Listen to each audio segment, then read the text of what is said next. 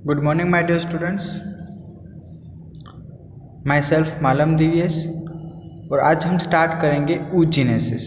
हमारा जो अगला लेक्चर था उसके अंदर हम लोगों ने पढ़ा था स्पर्मेटोजेनेसिस। इस लेक्चर के अंदर हम लोग कवर करेंगे oogenesis, राइट। तो सबसे पहले तो आप लोगों को पता ही है कि जो oogenesis मतलब क्या होता है कि जो भी mature female gametes, right, mature female gametes की जो फॉर्मेशन की जो प्रोसेस है उसे हम कहते हैं oogenesis, राइट। ये आप लोगों को पता है। बट ये जो भी oogenesis की जो प्रोसेस है और उसके बाद इस प्रोसेस के बाद जो लास्ट में आपको मैच्योर फीमेल गैमेट जो मिलता है उसके बीच में बहुत सारे डिफरेंट स्टेप्स हैं, राइट। और वो सभी जब स्टेप कंप्लीट होते हैं उसके बाद आपको लास्ट में मिलता है मैच्योर फीमेल गैमेट, ठीक है।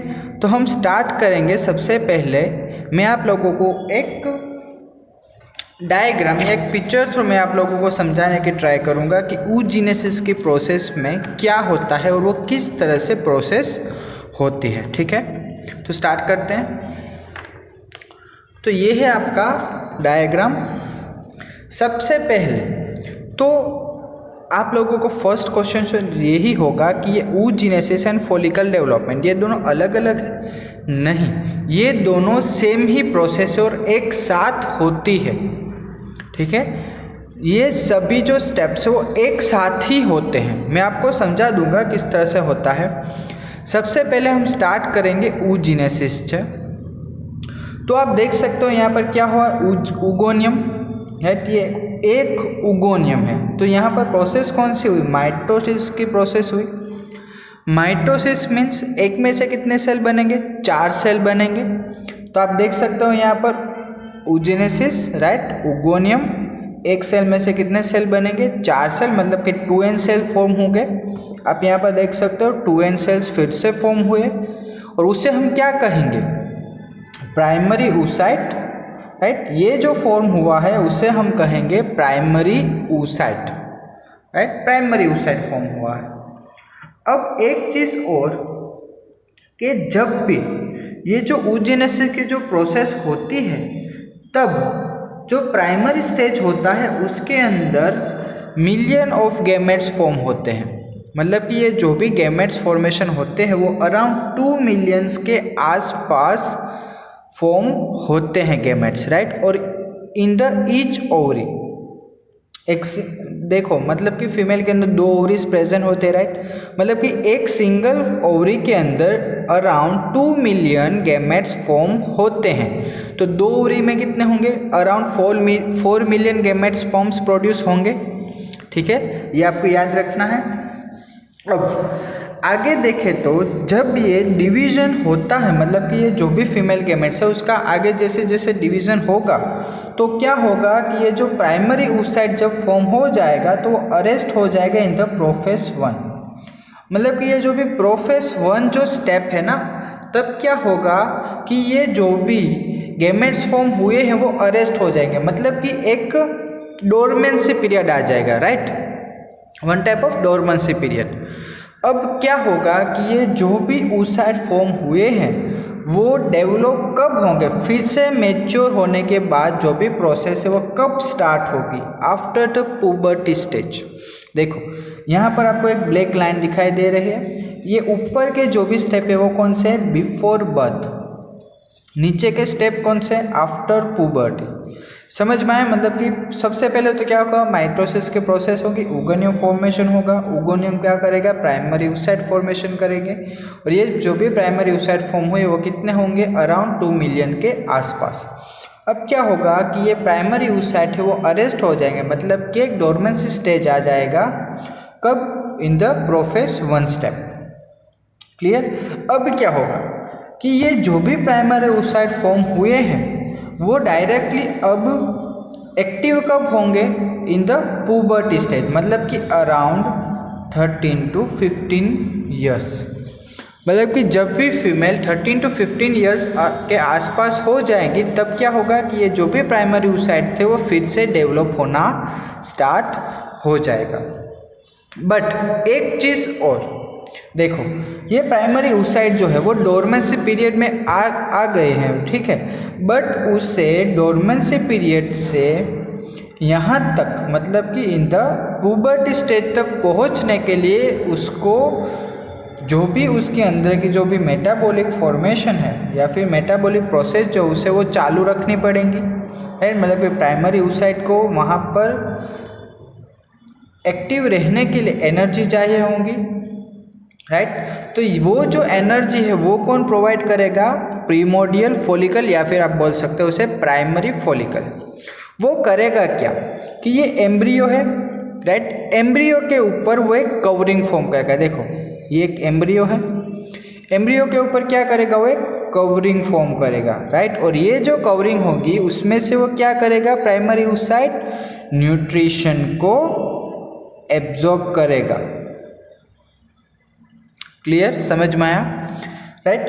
तो जैसे जैसे ये जो प्राइमरी oocyte है, राइट, जैसे जैसे फीमेल की एज बढ़ेगी वैसे वैसे वो पुबर्टी स्टेज के आसपास पहुंचेंगे, राइट। तो तब तक ये जो भी प्राइमरी फॉलिकल है वो एक ही प्राइमरी फॉलिकल से इसकी जो भी न्यूट्रिशन की जो रिक्वायरमेंट है वो कंप्लीट नहीं होती, राइट। इसलिए क्या होगा कि पहले प्राइमरी फॉलिकल आएगा, उसके बाद दूसरा प्राइमरी फॉलिकल आएगा। मतलब कि वो क्या करेगा? बहुत सारे जो भी प्राइमरी फॉलिकल है वो इस एम्ब्रियो को न्यूट्रिशन प्रोवाइड करेंगे, या फिर एम्ब्रियो भी कह सकते हो या फिर आप कह सकते हो प्राइमरी oocyte को वो न्यूट्रिशन प्रोवाइड करेंगे, ठीक है। अब क्या होगा? प्राइमरी oocyte पता चल गया, ये जो भी फीमेल थी वो क्या होगा? पुबर्टी स्टेज में आ जाएगी, अराउंड 13 to 15 ईयर्स हो जाएंगे उसके बाद क्या होगा कि ये जो भी प्राइमरी oocyte है वो फिर से क्या करेंगे? डेवलप होना स्टार्ट करेंगे। मतलब कि ये जो भी 2n थे उसमें से वो फिर से कौन सी प्रोसेस करेंगे? पहले क्या हुआ था? माइटोसिस हुआ था, अब कौन सी प्रोसेस होगी? मियोसिस की प्रोसेस होगी। मतलब कि एक में से 2 सेल बनेंगे, राइट। तो जब प्राइमरी oocyte जो है वो एक में से 2 सेल्स फॉर्म करेंगे तब क्या होगा कि ये जो भी 2 सेल्स बनेंगे उसमें से जो एक सेल होगा वो क्या होगा? First polar body, right. मतलब कि ये जो भी फर्स्ट पोलर बॉडी जो फॉर्म हुई है उसमें क्या होगा कि जस्ट साइटोप्लाज्म ही प्रेजेंट होगा, उसके पास उसका खुद का न्यूक्लियस प्रेजेंट नहीं होगा, राइट। मतलब कि जस्ट खाली साइटोप्लाज्म प्रेजेंट है इसलिए वो डीजनरेट हो जाएगा, राइट। और दूसरा जो सेल फॉर्म होगा वो कौन सा होगा? Secondary oocyte, right. Primary oocyte form हुआ था, अब कौन सा सेल फॉर्म होगा? Secondary oocyte। But secondary oocyte form होने के लिए क्या होगा कि ये जो भी प्राइमरी फॉलिकल जो थे वो पूरी तरह से एनर्जी प्रोवाइड नहीं कर सकेंगे, इसलिए अब वो क्या करेंगे कि सेकेंडरी फॉलिकल यहाँ पर उसके ऊपर एक कवरिंग, मतलब कि ये प्राइमरी फॉलिकल है, राइट, ये प्राइमरी फॉलिकल है। अब क्या होगा कि इसके ऊपर एक सेकेंडरी फॉलिकल भी फॉर्म होगा, और ये जो सेकेंडरी फॉलिकल जो फॉर्म हुआ है वो क्या करेगा? इस प्राइमरी फॉलिकल को न्यूट्रिशन प्रोवाइड करेगा, राइट। अब जैसे जैसे प्राइमरी फॉलिकल फॉर्म होगा, प्राइमरी इंटू सेकेंडरी फॉलिकल में जब वो कन्वर्ट होगा तो वो क्या करेगा? ग्रोइंग फॉलिकल फॉर्म करेगा। और ये जो ग्रोइंग फॉलिकल है उससे आप किस तरह से, मतलब कि अगर आपको डिफ्रेंशिएट करना हो कि primary follicle and secondary follicle में डिफरेंस क्या है, राइट। तो प्राइमरी फॉलिकल तो आपको पता है, बट सेकेंडरी फॉलिकल में क्या होगा कि यहाँ पर आप देख सकते हो ये एक एम्ब्रियो है, उसके ऊपर ये जो लेयर है ना, ये इतनी लेयर, ये इतनी वाली लेयर, ये वाली लेयर, उससे हम कहेंगे एंथ्रम, एंट्रम, उसे हम कहेंगे एंट्रम।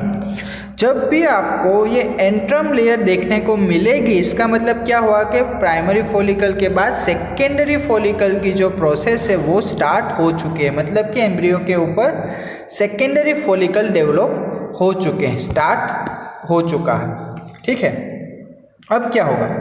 सेकेंडरी फॉलिकल फॉर्मेशन हो गया,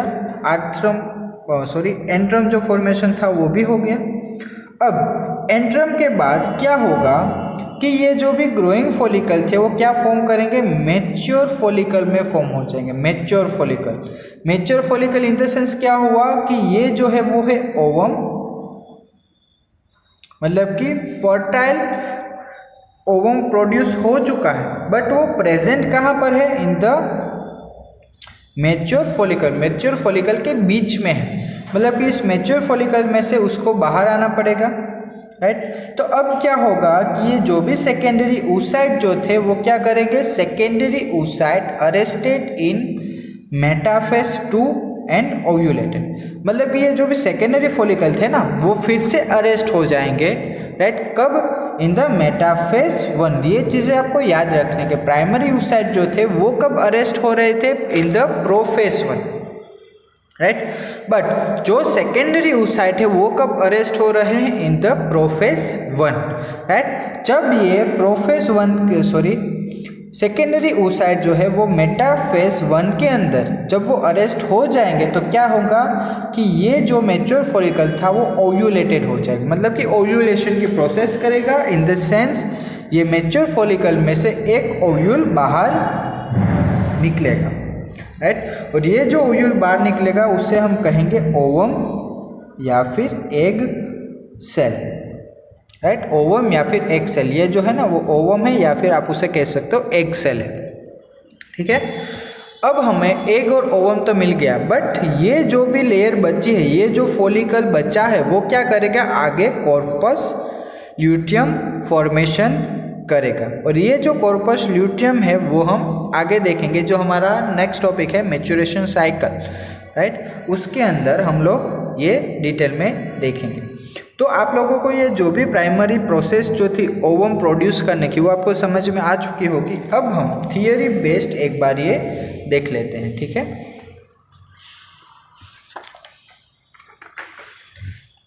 ओके, तो जैसे कि आप देख सकते हो, the process of formation of mature female gamete is called oogenesis, ये आपको पता चल गया, राइट। अब क्या होगा, oogenesis is initiated during the embryonic development stage. oogenesis start कब होगा, during the embryonic stage, right. When a couple of million gametes, right, couple of million, couple in the sense 2 million, right, couple का meaning ही हुआ कि 2 million आसपास mother cells या फिर आप कह सकते हो उसे oogonia are formed within each foetal ovary, मतलब कि each foetal in the sense, देखो फीमेल के अंदर 2 ओवरीज है, ये मैंने आपको बता दिया है, फिर भी 2 ओवरीज है तो एक सिंगल ओवरी के अंदर कितने गैमेट्स फॉर्म होंगे, 2 मिलियन अराउंड, राइट। तो 2 ओवरी के अंदर कितने फॉर्म होंगे, 4 million around million gametes formation होंगे। अब no more oogonia are formed and added after birth, मतलब कि जो भी oogonia फॉर्म होने थे वो कब तक हो जाएंगे, during the birth, but after the birth oogonia जो है वो फिर से डेवलप नहीं होंगे, ठीक है। This cells start division and enter into prophase 1, वो क्या करेंगे, सबसे पहले जो हमने देखा वो डिवीजन की प्रोसेस स्टार्ट करेंगे, और जब वो metaphase 1, right, of the meiotic division होगी, एंड क्या होगा, जब वो मेटाफेज 1 के अंदर एंटर करेंगे, they get temporary arrested at the stage called primary oocyte, right. ये चीज़ हम पढ़ चुके हैं कि क्या होगा कि जब वो प्रोफेज 1 के अंदर एंटर करेगा तो क्या होगा कि ये जो भी सेल्स है या फिर गैमेट्स जो है वो क्या होगा, प्राइमरी अरेस्टेड हो जाएंगे, राइट, एक डोरमेंसी पीरियड में चले जाएंगे, और उसे हम कहेंगे प्राइमरी oocyte।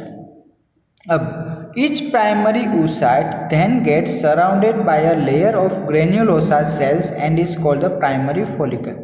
फिर क्या होगा कि ये जो भी प्राइमरी सेल्स फॉर्म हुई है उसके ऊपर एक लेयर फॉर्म हो जाएगी, जिसे हमने कहा था प्रीमोडियल सेल्स, या फिर हम कहते हैं उसे प्राइमरी फॉलिकल, राइट। और उसका दूसरा नाम है ग्रेन्युलोसा सेल्स। फॉलिकल क्या है, तो ओवरी सेल्स, फॉलिकल को हम क्या कह सकते हैं, ओवरी सेल्स भी कह सकते हैं, which gives nutrition to the primary oocyte, right.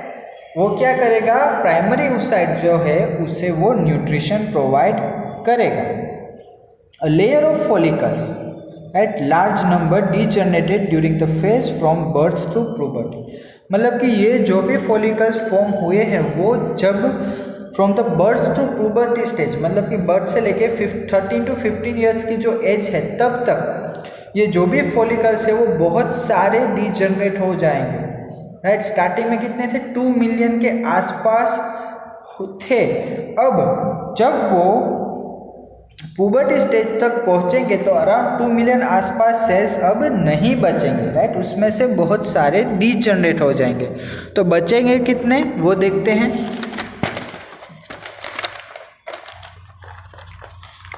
Okay, तो आप यहाँ पर देख सकते हो, therefore at puberty only 60,000 to 80,000 primary follicles are left in each ovary.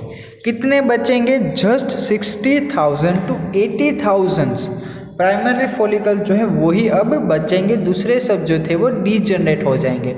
और स्टार्टिंग में कितने थे, 2 मिलियन के आसपास थे। अब primary follicles get surrounded by more layers of the granulosa cells and a new theca are called the secondary follicle। अब क्या होगा कि प्राइमरी फॉलिकल्स जो थे वो तो फॉर्मेशन हो गए। अब क्या होगा कि प्राइमरी फॉलिकल के बाद उसके ऊपर जो लेयर फॉर्म होगी वो कौन सी होगी, सेकेंडरी फॉलिकल की, राइट। तो सेकेंडरी फॉलिकल में क्या होगा, मैंने जो आपको बोला था एंट्रम, राइट। एंट्रम फॉर्मेशन की जो प्रोसेस है उसके बारे में देखो। सेकेंडरी फॉलिकल, तो secondary follicle soon transformed into a tertiary follicle. वो क्या करेंगे, सेकेंडरी फॉलिकल में से जब वो न्यूट्रिशन एब्जॉर्ब कर लेंगे तो सेकेंडरी फॉलिकल इसमें कन्वर्ट हो जाएंगे टर्शियरी फॉलिकल में, right, which is characterised by a fluid filled cavity called antrum. ये मैंने जो आपको बताया था ना एंट्रम, ये जो फ्लूइड फिल्ड कैविटी है ना, ये इतनी फ्लूइड फिल्ड कैविटी उसे हम कहते हैं एंट्रम, राइट।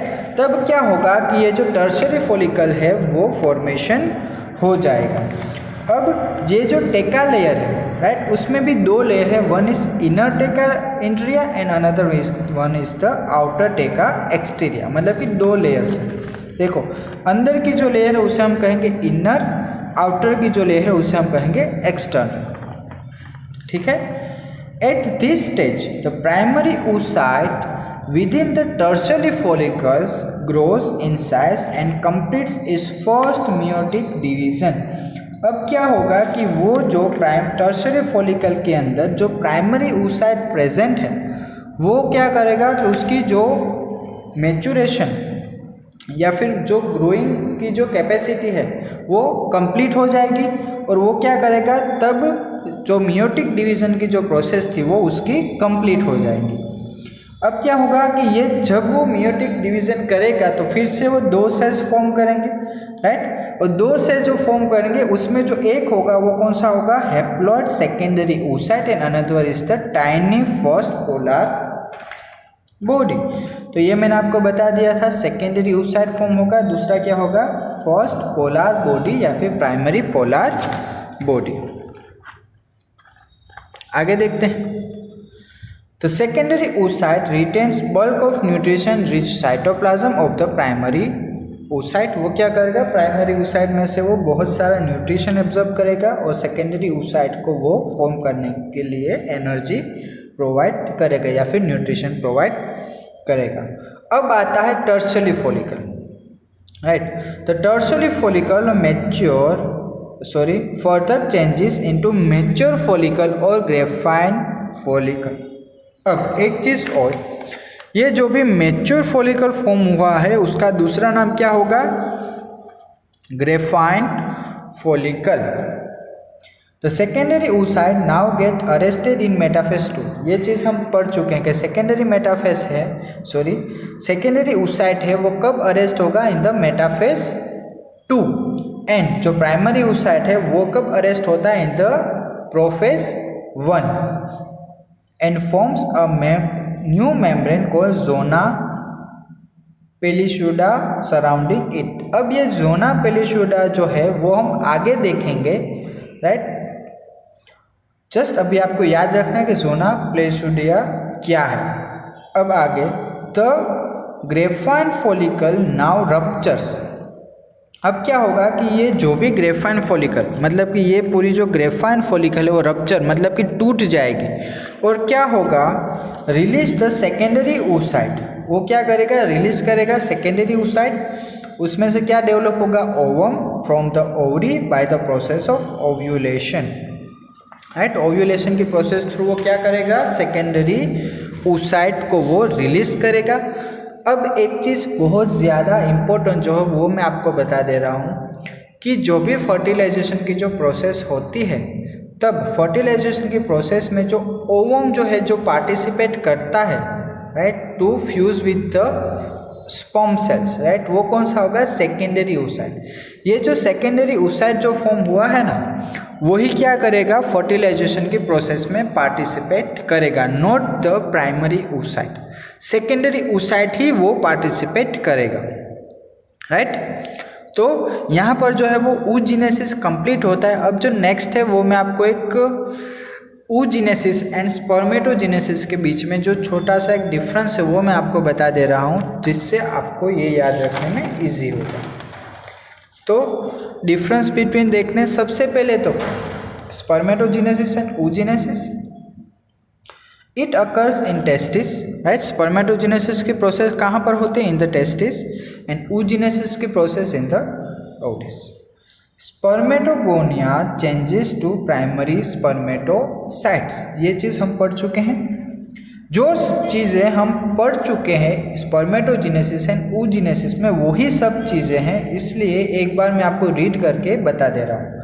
नेक्स्ट क्या होगा, oogonia changes to primary oocyte, ये क्या फॉर्म करेगा, प्राइमरी स्पर्मेटोसाइट्स, एंड oogonia क्या प्रोड्यूस करेगा, प्राइमरी oocyte। अब primary spermatocytes divides to form two secondary spermatocytes. Primary oocytes जो थे स्पर्मेटोजेनेसिस में, राइट, क्या करते थे, वो दो सेकेंडरी oocytes में दो सेकेंडरी oocytes को फॉर्म करते थे, और यहाँ पर जो प्राइमरी oocyte है वो डिवाइड होंगे in one secondary oocyte and one is the polar body, वो फॉर्म करेंगे, ठीक है। अब the secondary spermatocytes divides to form two spermatids, right. एक जो स्पर्मेटोसाइट्स थे वो कितने स्पर्मेटिड्स प्रोड्यूस कर रहे थे, दो, राइट। और यहाँ पर जो सेकेंडरी oocyte है वो डिवाइड होंगे इन वन ootyte और वन पोलर बॉडी फॉर्मेशन करेंगे, one ootyte and one polar body का वो फॉर्मेशन करेंगे, ठीक है। आगे देखते हैं, नो पोलर बॉडीज फॉर्म। यहाँ पर क्या होगा कि स्पर्मेटोजेनेसिस में किसी भी पोलर बॉडी फॉर्मेशन नहीं होगी, बट oogenesis में पोलर बॉडी फॉर्म होती है। अ स्पर्मेटोगोनियम फॉर्म्स 4 स्पर्मेटोजुआ। एक स्पर्मेटोगोनियम है वो कितने स्पर्मेटोजुआ फॉर्म कर रहे थे, 4। और यहाँ पर जो एक oogoनियम है वो कितने ओवम प्रोड्यूस कर रहा है, जस्ट 1, राइट।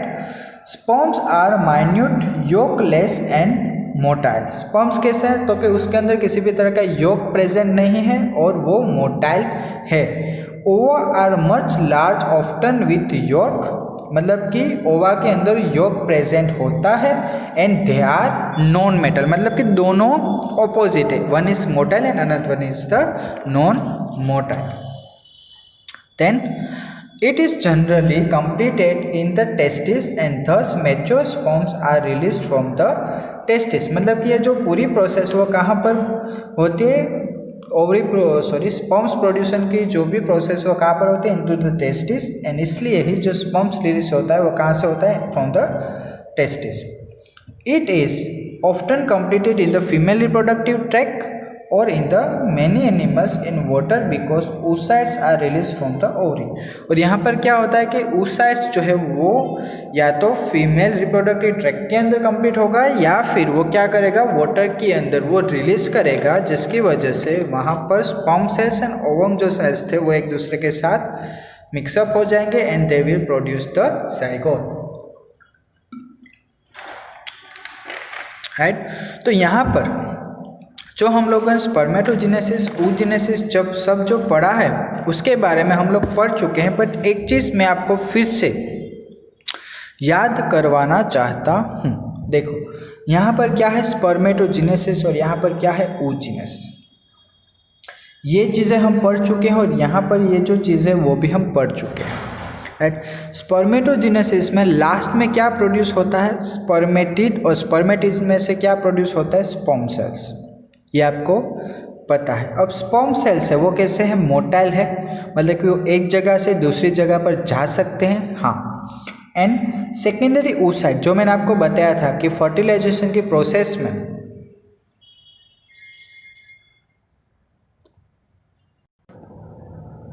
जैसे कि मैंने आप लोगों को बताया था, एंड सेकेंडरी oocyte जो है वो क्या करेगा? फर्टिलाइजेशन के प्रोसेस में वो क्या करेगा? ओवम प्रोड्यूस करेगा, राइट। ओवम एंड स्पर्म दोनों एक दूसरे के साथ मिक्सअप होंगे, ये हम पढ़ चुके हैं। क्या करेगा? फर्टिलाइजेशन करेगा। जब यहाँ पर क्या है? हैप्लॉइड ओवम एंड यहाँ पर क्या है? हैप्लॉइड स्पर्म, मतलब कि दोनों एन है, ठीक है। अब क्या होगा? जब फर्टिलाइजेशन होगा तो वो क्या प्रोड्यूस करेगा? फर्टिलाइजेशन में n प्लस n अभी प्रेजेंट होंगे। 1n is for sperm and 1n is for ovum. Fertilisation की प्रोसेस हुई, क्या करेगा? 1 सेकेंड पोलर बॉडी फॉर्म करेंगे, ठीक है। सेकेंड पोलर बॉडी फॉर्मेशन करेगा और दूसरा जो है वो क्या प्रोड्यूस करेगा? Ovum, right. अब क्या प्रोड्यूस होगा? ओवम प्रोड्यूस हो, या फिर हम कहते हैं उसे oocyte, राइट। अब क्या होगा? जब sperm cells and secondary oocyte दोनों एक दूसरे के साथ मिक्सअप हो जाएंगे, देन वो प्रोड्यूस करेंगे n plus n is equal to 2n produce हुआ, जिसे हम कहते हैं जाइगोट, राइट। अब जाइगोट फॉर्मेशन हो चुका है, राइट। तो यहाँ पर ये जो भी हमारी जो स्पर्मेटोजेनेसिस, oogenesis, उन दोनों के बीच में जो डिफरेंस है वो सभी चीज़ें हमने यहाँ तक कंप्लीट कर ली है। अब जो हमारा नेक्स्ट अगला जो लेक्चर है उसके अंदर हम लोग देखेंगे menstrual cycle. Thank you. Good morning my dear students, myself Malam Devis, और आज हम पढ़ेंगे मेंस्ट्रुअल साइकिल, राइट। तो ये जो मेंस्ट्रुअल साइकिल है वो नॉर्मली फीमेल्स के अंदर ही देखने को मिलते हैं, मेल के अंदर देखने को नहीं मिलती।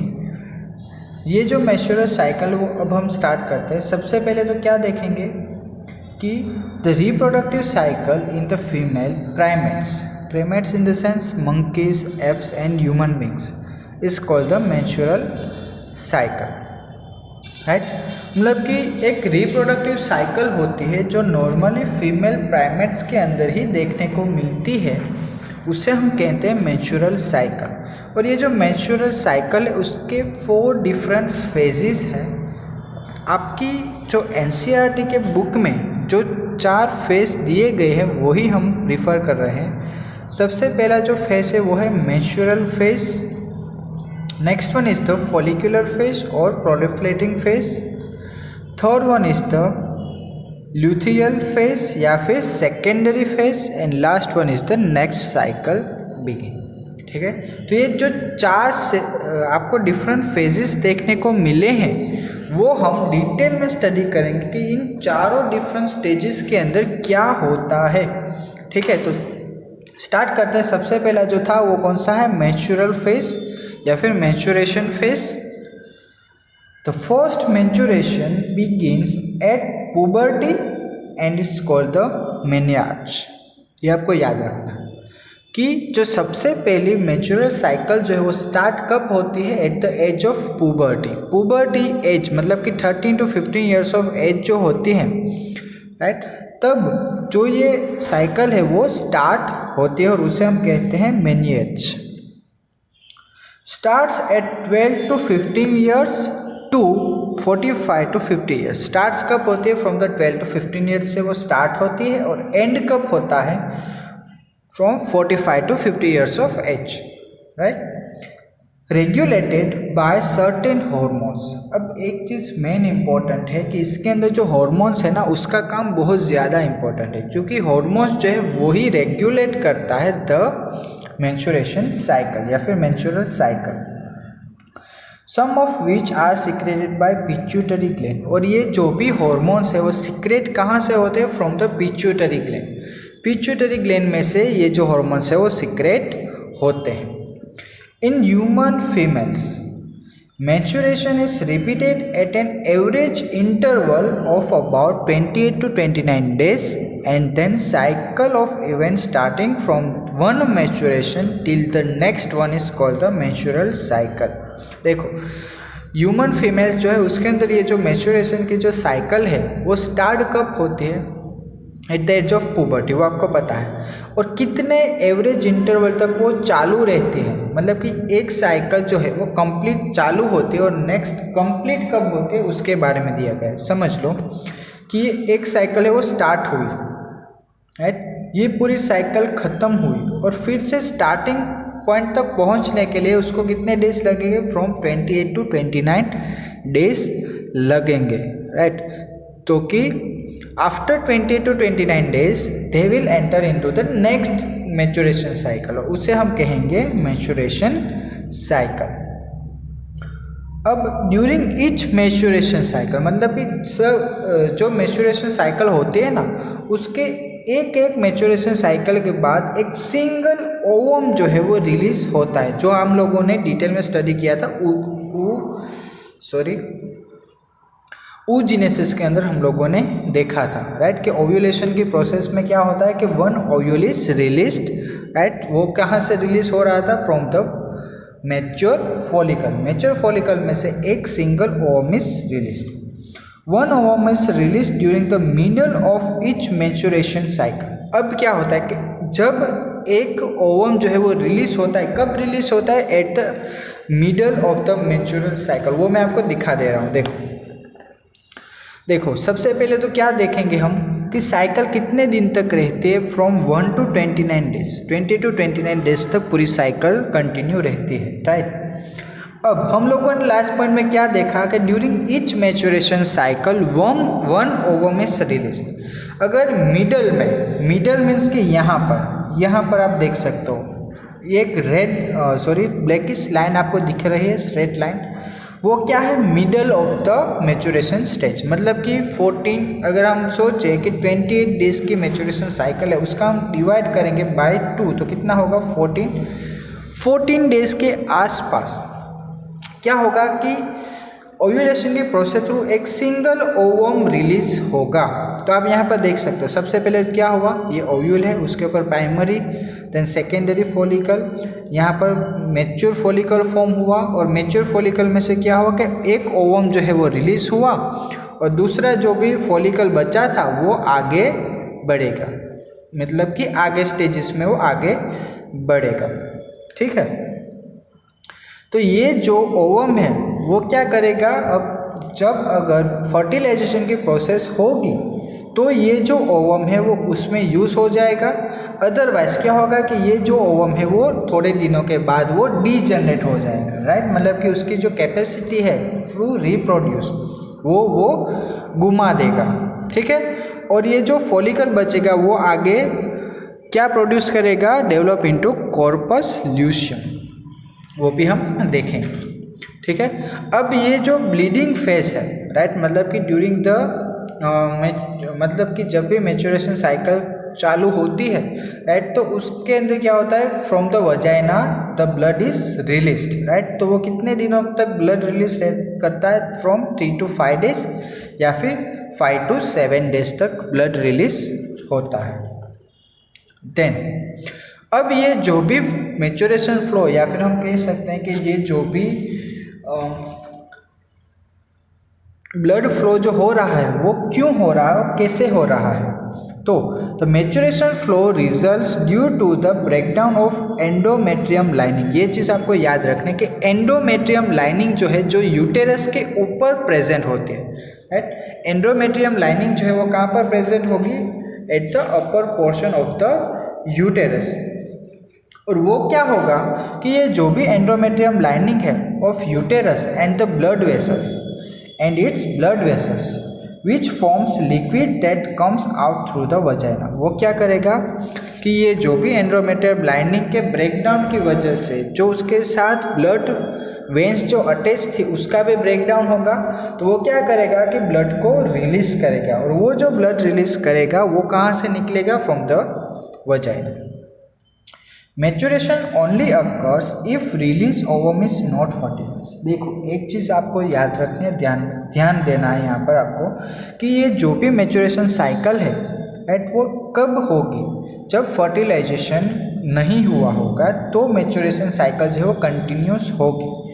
अगर मैच्योरेशन साइकिल जो है वो आपको नहीं देखने को मिल रहे, इसका मतलब क्या हुआ कि वो it is one type of indicative of a pregnancy. ठीक है, मतलब कि जब भी कोई भी फीमेल जो है वो प्रेग्नेंट हो जाती है तो उसमें क्या आपको देखने को मिलेगा कि मैच्योरेशन साइकिल जो है वो स्टॉप हो जाती है राइट, जिसकी वजह से मैच्योरेशन साइकिल आपको देखने को नहीं मिलती। Menstruation only occurs if release ovum is not fertilise right, मतलब कि जो हम लोगों ने देखा कि मिडल ऑफ द साइकिल में क्या हो रहा था, at the 14th day one ovum is release. वो जो ओवम है वो अगर फर्टिलाइज नहीं होगा किसी भी स्पर्म के साथ तो मैच्योरेशन साइकिल जो है वो कंटिन्यू रहेगी। अदरवाइज लैक ऑफ मैच्योरेशन में बी इंडिकेटिव ऑफ प्रेगनेंसी, मतलब कि जब भी फीमेल जो है वो प्रेग्नेंट हो जाएगी तो मैच्योरेशन साइकिल आपको देखने को नहीं मिलेगी। Sorry. It may also cause due to some other underlining cause like stress, poor health etcetera. मतलब कि ये एक ही इंडिकेटिव नहीं है, आप अगर ज़्यादा स्ट्रेस में हो, अगर आपकी हेल्थ जो है वो पुअर हो तो भी हो सकता है कि ये जो मैच्योरेशन साइकिल जो है वो आपको देखने को ना मिले। नेक्स्ट स्टेप जो था वो था फॉलिक्यूलर फेज या फिर हम उसे कहते हैं प्लोरिफरेटिंग फेज। तो menstrual phase is followed by the follicular phase. During this phase, the primary follicles in the ovary grows to become a fully mature graphene follicle and endometrium of uterus regenerate through proliferating. अब क्या होगा, देखो यहाँ पर क्या होगा कि ये जो भी फॉलिकल था वो डेवलप हो गया, मतलब कि फुल्ली मैच्योर हो चुका है। फुल्ली मैच्योर हो जाएगा तो इसका मतलब क्या होगा कि ये जो भी एंडोमेट्रियम लाइनिंग जो थी वो भी क्या होगी, अब फिर से वो रिकवर हो जाएगी, मतलब कि फिर से रीजनरेट हो जाएगी, जिसकी वजह से क्या होगा कि ये जो भी एंडोमेट्रियम लाइनिंग जो थी वो फिर से मैच्योर हो जाएगी। अब ये जो चेंजेस है वो क्यों हो रहे हैं? These changes in the ovary and uterus is induced by changes in the level of pituitary and ovarian hormone. ये जो भी चेंजेस है वो आपको क्यों देखने को मिल रहे हैं? क्योंकि जो भी हॉर्मोन्स प्रेजेंट है, पिट्यूटरी एंड ओवेरियन हार्मोन जो प्रेजेंट है वो खुद के अंदर बहुत सारे चेंजेस लाते हैं उसकी वजह से। तो हॉर्मोन्स कौन कौन से होंगे? देखो, the secretion of gonadotropins right, दो टाइप के हॉर्मोन्स मेनली सीक्रेट होते हैं। One is the luteinizing hormone and another is the follicle stimulating hormone right. और वो दोनों क्या करेंगे कि ये जो भी फॉलिकुलर फेज है वो उसको वो इंक्रीज करेंगे। ये जो दो हार्मोन सीक्रेट हुए हैं ना, वो क्या करेगा कि ये जो भी फॉलिकुलर फेज है उसे वो इंक्रीज करेगा। देखो, it leads to follicular development as well as secretion of estrogen. उसकी वजह से क्या होगा? एस्ट्रोजन सिक्रेट होगा। रैपिड सिक्रेशन ऑफ LH मतलब कि luteinizing hormone leading to its maximum level during the mid cycle right, मतलब कि 14th डे हम लोगों ने देखा ना, 14th डे में क्या होता है, वन ओवम इज रिलीज। और ये जो ओवम रिलीज होता है अगर वो फर्टिलाइजेशन की प्रोसेस करेगा, मतलब कि स्पर्म सेल्स के साथ अगर वो मिक्सअप हो जाएगा या फिर फर्टिलाइजेशन करेगा तो मैच्योरेशन साइकिल स्टॉप हो जाएगी राइट। या फिर ये जो भी ल्यूटियनसिंग हार्मोन जो है वो अगर सीक्रेट हो रहा है तो उसे हम कहेंगे LH surge right. LH surge induces rupture of graphene follicle. LH surge से क्या होगा कि ये जो भी ग्रेफाइन फॉलिकल जो फॉर्म हुआ, मतलब कि ओवम के ऊपर जो भी ग्रेफाइन फॉलिकल प्रेजेंट है उसे तोड़ने में हेल्प कौन करेगा? LH surge and thereby the release of ovum right, मतलब कि क्या होगा कि ग्रेफाइन फॉलिकल्स है वो ब्रेक डाउन हो जाएगा एंड जो सेकेंडरी oocyte है वो वहाँ से रिलीज होगा by a process of ovulation. ठीक है। थर्ड फेज जो है वो है ल्यूथियल फेज या फिर उसे हम कहते हैं secondary phase.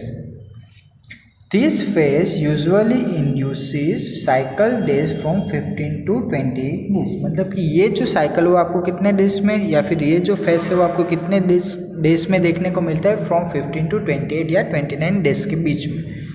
After ovulation ovulatory phase, the remaining part of the graphineal follicle transform as a corpus luteum। मैंने आपको बता दिया था। देखो क्या होगा कि जब ओव्यूलेशन की प्रोसेस हो जाएगी तो ओव्यूल तो रिलीज हो चुका है, अब ये जो फॉलिकल बच्चा है वो क्या करेगा, कॉर्पस ल्यूशियम फॉर्म करेगा। और ये जो कॉर्पस ल्यूशियम है उसका क्या काम है वो भी हम अब देखेंगे, ठीक है। मतलब कि जो फॉलिकल बच्चा था ना उसमें से क्या फॉर्म हुआ है अब, कॉर्पस ल्यूशियम। देखो कॉर्पस ल्यूशियम जो वो कैसे कलर का दिखेगा आपको, येलोइश कलर का आपको देखने को मिलता है। देखो यहाँ पर भी आपको डायग्राम में दिया गया है yellowish colour, right. Secret progesterone. अब ये जो कॉर्पस ल्यूशियम है वो क्या सीक्रेट करेगा, प्रोजेस्टेरोन हार्मोन को वो सीक्रेट करेगा, जो बहुत ज़्यादा इम्पोर्टेंट है किसके लिए, to maintain the endometrium thickening. मतलब कि जो यूटेरस के ऊपर जो हम लोगों ने एंडोमेट्रियम की जो लेयर्स देखी थी उसको फिर से रिकवर करने के लिए ये जो प्रोजेस्टेरोन हार्मोन है वो बहुत ज़्यादा इम्पोर्टेंट है।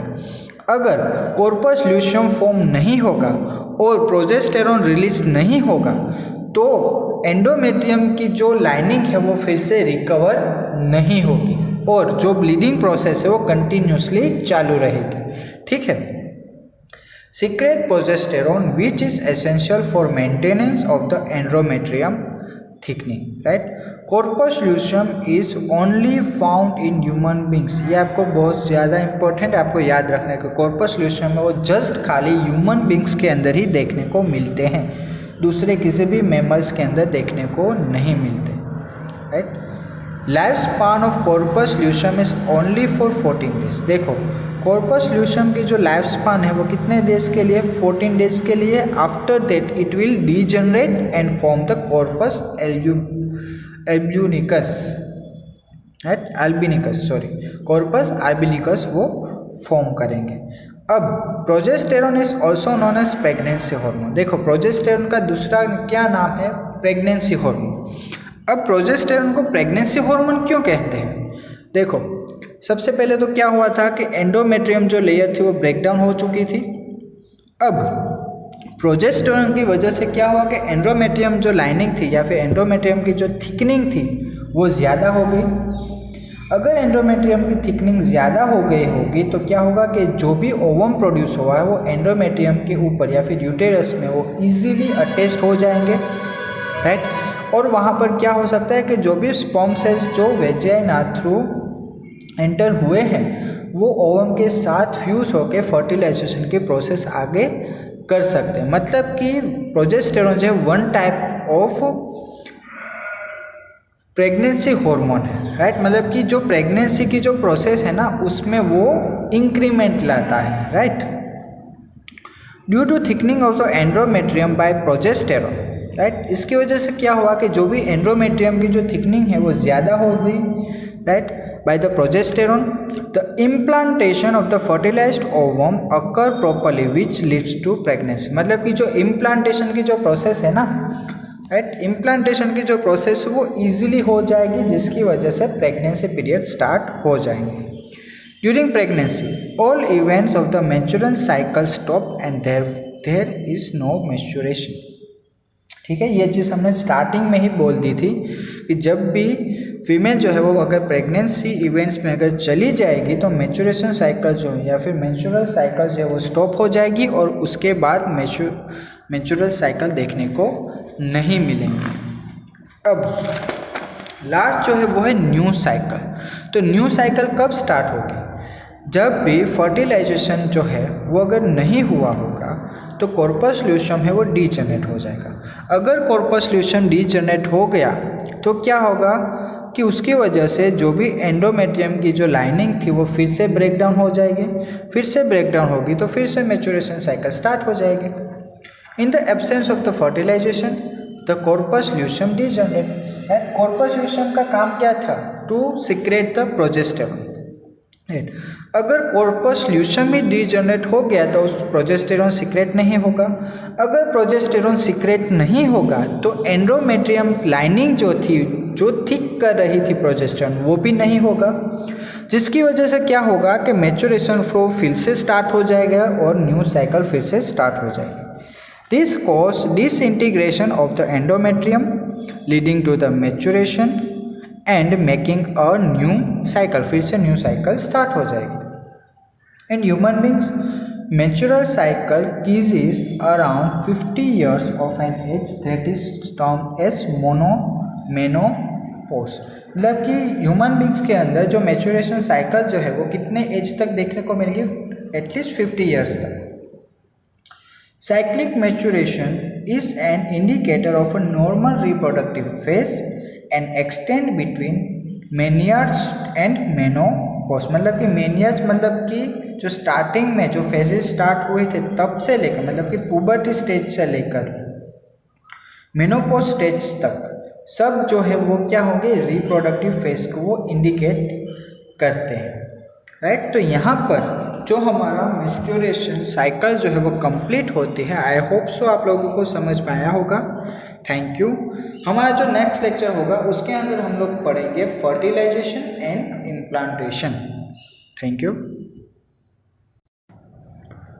Good morning my dear students, myself Malam Divesh, और आज हम स्टार्ट करेंगे फर्टिलाइजेशन एंड इम्प्लांटेशन। ठीक है, तो फर्टिलाइजेशन इन द सेंस आप लोगों को पता ही है कि fusion of male and female gametes after the fusion the formation of zygote, right. जब भी डिप्लॉइड जाइगोट फॉर्मेशन हो जाता है उसे हम कहते हैं फर्टिलाइजेशन। देखो स्टार्ट करते हैं फर्टिलाइजेशन इम्प्लांटेशन। ड्यूरिंग कोप्यूलेशन या फिर उसे हम कहते हैं coitus, right. Copulation in the sense जब भी कोई male and female human beings जब एक दूसरे के कांटेक्ट में आते हैं, मतलब कि सेक्सुअल कांटेक्ट में आते हैं, तब क्या होता है, semen is released by the penis into the vagina. जो भी सीमेन होता है, right, from the penis it will released into the vagina, उसे हम कहते हैं इंसेमिनेशन। ठीक है। And fusion of male and female gametes is known as gametogenesis takes place, thus the diploid zygote is formed is called the fertilization। मतलब कि जब भी पेनिस में से सीमेन जो होता है वो वजाइना थ्रू फीमेल बॉडी के अंदर जाता है and mail and female gametes दोनों एक दूसरे के साथ फ्यूज होते हैं, राइट। फ्यूजन होने के बाद वो क्या फॉर्म करते हैं, डिप्लॉइड जाइगोट फॉर्मेशन करते हैं। उस डिप्लॉइड जाइगोट फॉर्मेशन की प्रोसेस को हम कहेंगे फर्टिलाइजेशन। ठीक है, तो फर्टिलाइजेशन डिफरेंट स्टेजेस में होते हैं। उसे हम सबसे पहला तो कहेंगे the union of male and female gametes is called the syngamy. मतलब कि अभी just mail and female gametes एक दूसरे के जस्ट कांटेक्ट में आए हैं तो उसे हम कहेंगे syngamy. Then the intermixing of their cytoplasm is the called plasmogamy. मतलब कि मेल एंड फीमेल गैमेट्स दोनों एक दूसरे के कांटेक्ट में आ चुके हैं, अब उन दोनों का जो साइटोप्लाज्म प्रेजेंट होगा वो एक दूसरे के साथ इंटरमिक्स हो जाएगा तो उसे हम कहेंगे plasmogamy. Then fusion of pronuclei of sperm and ovum is called karyogamy. अब क्या होगा कि जो male nucleus and female nucleus दोनों जब एक दूसरे के कांटेक्ट में आएंगे, राइट, तो उसे हम कहेंगे karyogamy. And last one is the intermixing of the chromosome.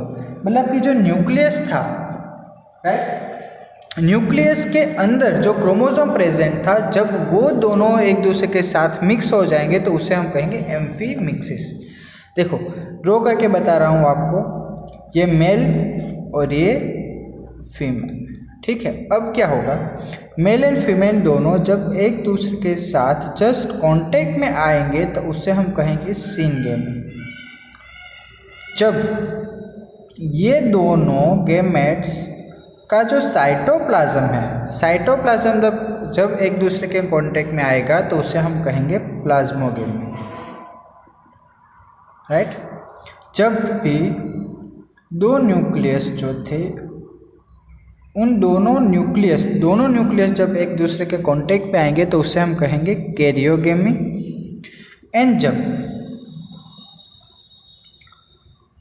Nucleus का जो मतलब कि यहाँ पर भी क्रोमोसोम थे, यहाँ पर भी क्रोमोसोम थे, ये दोनों क्रोमोसोम जब एक दूसरे के साथ इंटरमिक्स हो जाएंगे तो उसे हम कहेंगे एम्फीमिक्सिस।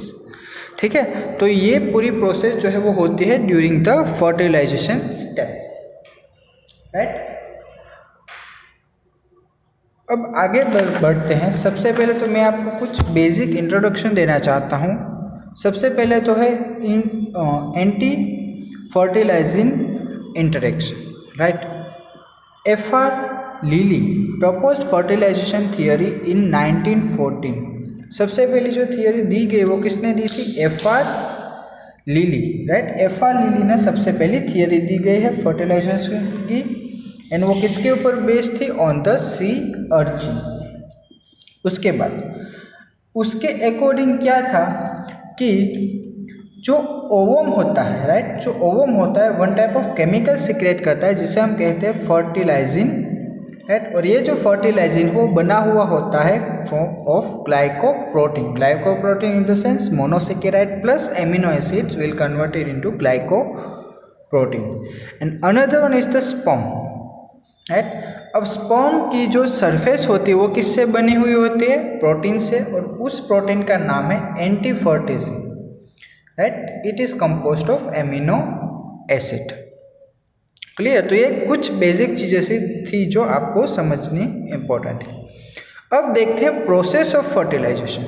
प्रोसेस कैसे होती है फर्टिलाइजेशन की वो हम देखेंगे। सबसे पहला तो the idea of fertilisation was given by Leeuwenhoek. सबसे पहला जो आइडिया दिया गया था किसने दिया था? ल्यूवेनहॉक ने इन 1683। बट सबसे पहला जो प्रपोज्ड किया फर्टिलाइजेशन की थियोरी जो सबसे पहली प्रपोज्ड हुई वो किसने की थी? F.R. लीली ने, राइट। एंड आइडिया किसने दिया था? ल्यूवेनहॉक।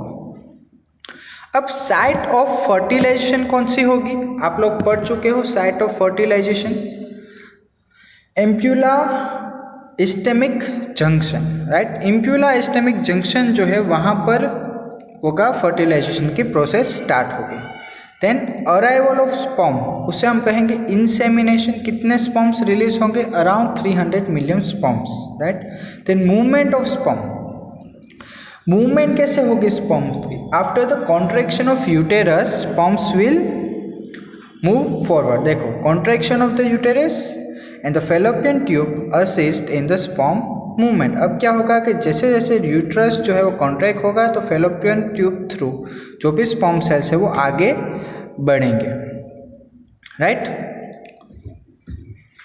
ओके, तो अब मैं आपको सबसे पहले तो कैसे प्रोसेस होती है फर्टिलाइजेशन की वो मैं आपको बता रहा हूँ, ठीक है।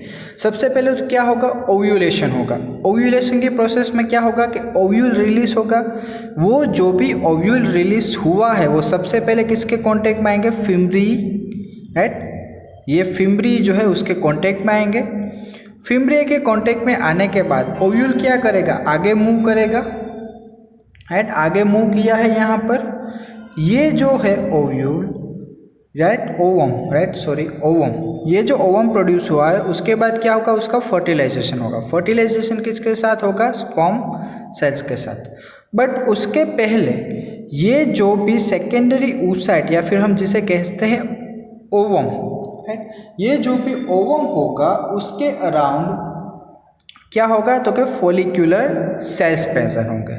उस फॉलिक्यूलर सेल्स को पहले हमें वहाँ से रिलीज करना होगा जिसे हम कहते हैं कोरोना सेल्स, राइट। ये जो सेल्स है ना जिसे हमने कहा फॉलिक्यूलर सेल्स, उसका दूसरा नाम है कोरोना सेल्स। ये जो कोरोना सेल्स है वो आपकी टेक्स्ट बुक में दिया गया है, एनसीईआरटी में दिया गया है कि फॉलिक्यूलर सेल्स को भी कोरोना सेल्स बोलते हैं, ठीक है।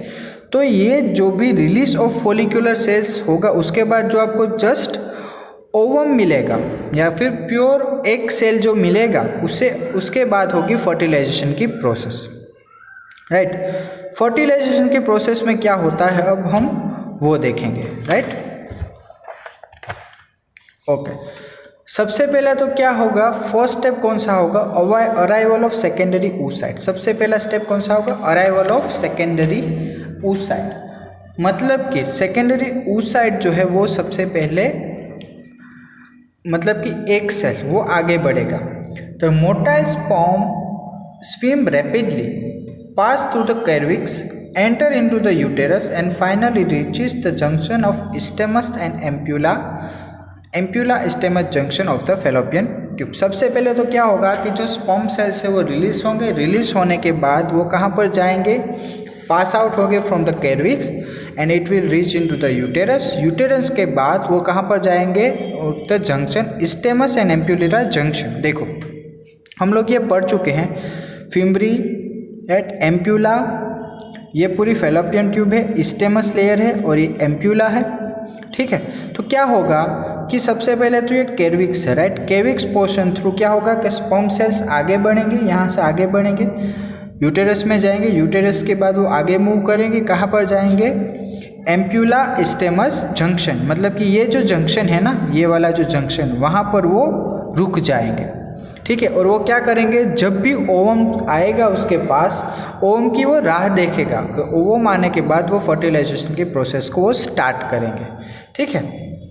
Okay, the ovum released by the ovary is also transport to the ampulla isthmus junction when fertilization takes place. अब क्या होगा कि जो ओवम बना है वो भी क्या होगा, रिलीज होगा, कहाँ पर जाएगा, ampulla isthmus junction. Ampulla isthmus junction के बाद क्या होगा कि sperm cells and egg cell दोनों एक दूसरे के साथ मिक्सअप हुई। यहाँ पर आप देख सकते हो फर्टिलाइजेशन के प्रोसेस क्या है, ये एग सेल और ये क्या है, स्पर्म सेल्स, दोनों एक दूसरे के साथ इंटरमिक्स हो गए, ठीक है। The secondary oocyte can be fertilized only within 24 hours after release from the ovary. मतलब कि जो सेकेंडरी oocyte या फिर जिसे हम कहते हैं ओवम सेल्स को अगर फर्टिलाइजेशन करना है या फिर फर्टिलाइज्ड होना है तो उसके पास जस्ट 24 आवर्स ही है। अगर 24 आवर्स के अंदर उसने किसी भी स्पर्म सेल के साथ फर्टिलाइजेशन नहीं किया तो वो डीजनरेट हो जाएंगे, मतलब कि उसके पास जो फर्टिलाइजेशन की जो कैपेसिटी है वो घुमा देंगे, right. Only one sperm succeeded in fertilizing the oocyte. Second mitotic division is complete by the entry of the sperm into the secondary oocyte. अब ओवम के पास ऐसी एक स्पेशल कैपेसिटी है कि ओवम के अंदर जस्ट एक ही स्पर्म सेल्स एंटर हो सकता है, एक से ज़्यादा स्पर्म सेल्स एंटर नहीं होंगे, right. After this secondary oocyte called ovum और एग, राइट, उसे हम क्या कहेंगे, ओवम या फिर एग कहेंगे। आगे देखते हैं। ओके, तो यहाँ पर जो ये जो पूरी प्रोसेस है वो मैं आपको एक डिटेल में एक स्ट्रक्चर थ्रू समझाने की ट्राई करूँ, ठीक है। तो पहले हम वो स्ट्रक्चर देखेंगे, उसके बाद आगे बढ़ेंगे। ओके, तो देखो ये ओवम है, पूरा ओवम का स्ट्रक्चर है। ओवम के ऊपर आप देख सकते हो कौन सी लेयर, ज़ोना पेलिसोइडा, राइट। अंदर कौन कौन से पोर्शन है, ये एग का साइटोप्लाज्म है, कोर्टिकल ग्रेन्यूल प्रेजेंट है, एग प्लाज्मा मेम्ब्रेन, ये जो ब्लैकिश लेयर ना वो क्या है, एग की प्लाज्मा मेम्ब्रेन है, और ये जोना प्लेसिडुएला, ठीक है। अब दूसरे क्या कौन सी लेयर प्रेजेंट है, विटिलिन लेयर, विटिलिन लेयर भी यहाँ पर एक प्रेजेंट है। अब क्या होगा, फर्टिलाइजेशन की प्रोसेस जब होगी तब सबसे पहले तो ये ओवम है, तो ओवम के कांटेक्ट में कौन आएगा, सबसे पहले तो स्पर्म, राइट। तो ये स्पर्म जो है वो ओवम के कांटेक्ट में है, यहाँ पर फर्स्ट स्टेप है, राइट। स्पर्म जो है वो ओवम के कांटेक्ट में आया, बट ओवम के कांटेक्ट में जब आएगा वो तो सबसे पहले किसके कांटेक्ट में आएगा, जोना पेलिसोइडा, राइट। तो जोना पेलिसोइडा की जो लेयर है उसे अगर ब्रेक डाउन करना है तो वो कौन करेगा, एक्रोसोम। आप लोगों को पढ़ चुके हो जब हम लोगों ने स्पर्म का जो पूरा स्ट्रक्चर डिटेल स्टडी किया था उसके अंदर हम लोग पढ़ चुके थे एक्रोसोम। एक्रोसोम है वो one type of enzyme secret करता है जिसके पास कैपेसिटी है कि वो जोना पेलिसोइडा जो लेयर है उसे वो डीजनरेट कर सके या फिर तोड़ सके, ठीक है। अब क्या होगा, एक्रोसोम है वो रिएक्ट करेगा ज़ोना प्लेसिडुआ के साथ और वो क्या करेंगे, एंजाइम रिलीज करेंगे। कौन से, हाइड्रोलाइटिक एंजाइम। देख सकते हो आप, सेकेंड स्टेप क्या है, acrosome reacts with zona pellucida and it will release hydrolytic enzyme. ये जो हाइड्रोलाइटिक एंजाइम है वो क्या करेंगे, ज़ोना पेलिसुएडा लेयर को वो डिग्रेड करेंगे या फिर डिजनरेट करेंगे। ठीक है, उसके बाद क्या होगा, थर्ड स्टेप क्या होगा, acrosome react with the perivitelline space. ये जो लेयर है ना, ये बीच की जो स्पेस, ये पूरी वाइटी स्पेस, उसे हम कहेंगे पेरीविंट्रल स्पेस। अब हुआ क्या, एक्रोसोम एंटर हो चुके हैं, राइट। एक्रोसोम एंटर होने के बाद वो किसके साथ रिएक्ट करेंगे, पेरीविंट्रल स्पेस, मतलब कि ये जो वाइटी स्पेस है ना उसके साथ वो रिएक्ट करेंगे। उस स्पेस में क्या प्रेजेंट है, प्रोटीन रिसेप्टर्स। उस स्पेस के अंदर क्या प्रेजेंट है, प्रोटीन रिसेप्टर्स प्रेजेंट है। ये जो रिसेप्टर्स है वो क्या करेंगे, तो जो भी स्पर्म सेल्स आए हैं उसे वो एक्सेप्ट करेंगे। ठीक है, मतलब कि रिसीव करेंगे।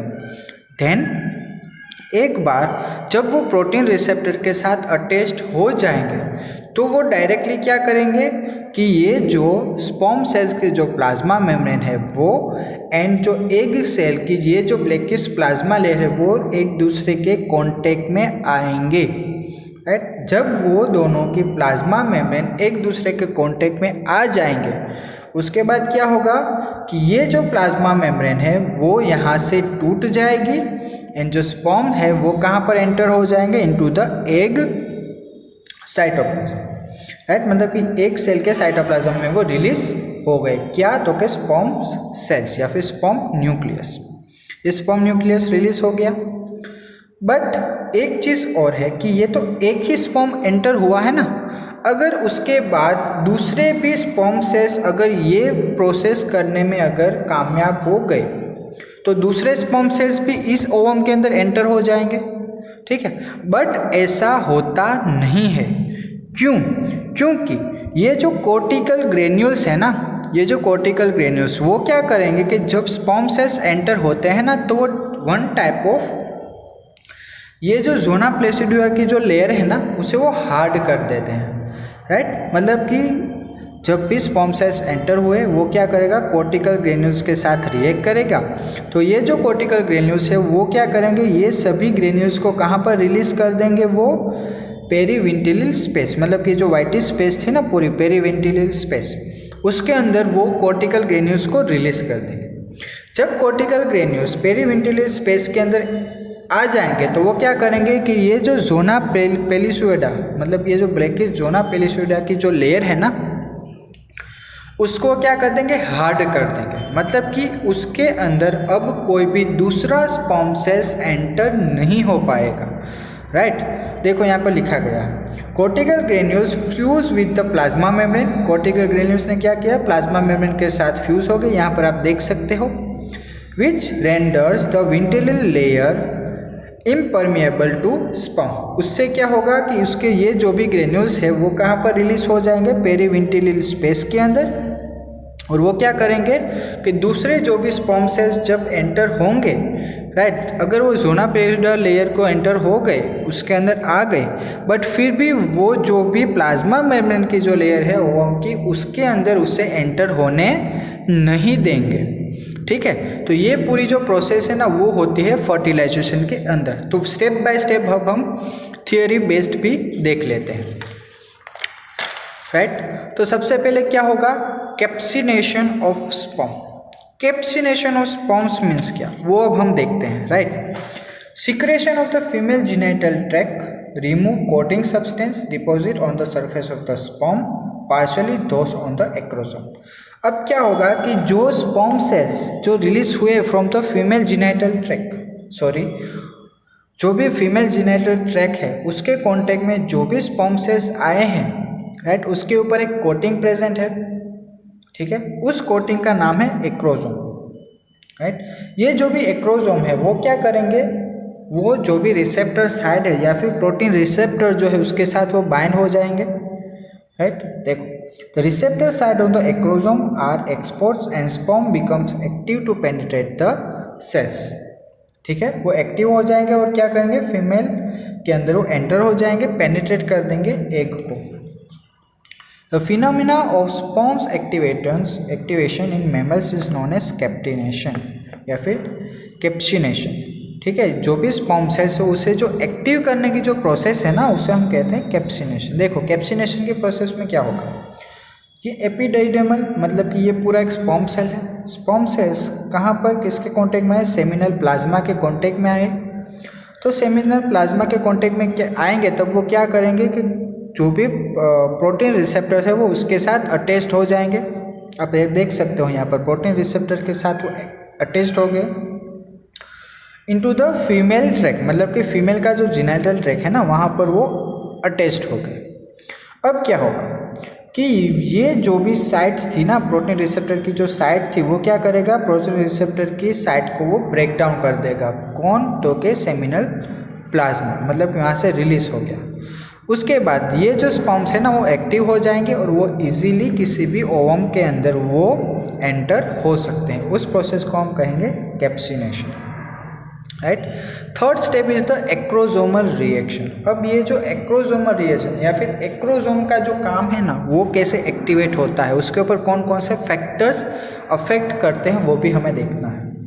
तो chemical composition of the chromosome, सबसे पहला क्या, तो कि जो भी क्रोमोसोम है उसका केमिकल कॉम्पोजिशन क्या है उसके ऊपर डिपेंडेंट होगा।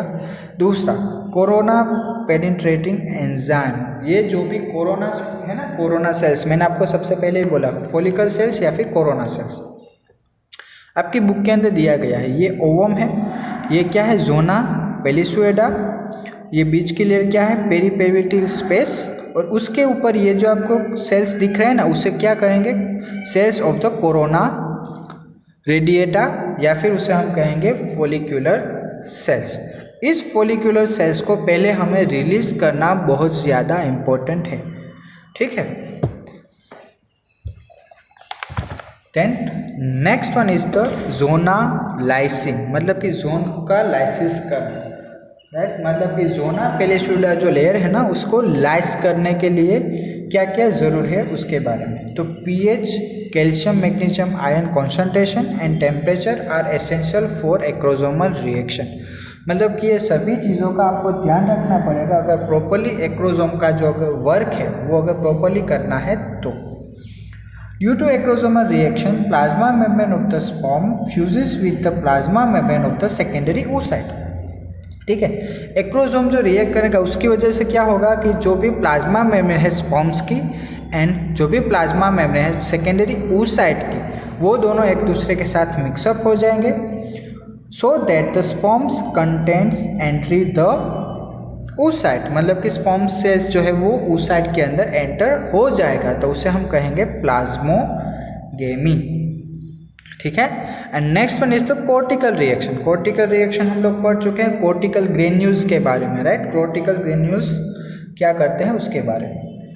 Just after the fusion of the sperm and plasma membrane of the oocyte the secondary oocyte shows a cortical reaction, ठीक है। जब भी प्लाज्मा सेल्स एंड oocyte की जो प्लाज्मा मेम्ब्रेन है वो जब एक दूसरे के कांटेक्ट में आ जाएगी तो कोर्टिकल रिएक्शन होगी, मतलब कि कोर्टिकल ग्रेन्यूल्स है वो कहाँ पर रिलीज होंगे, पेरीविंटिलिल स्पेस के अंदर वो रिलीज होंगे।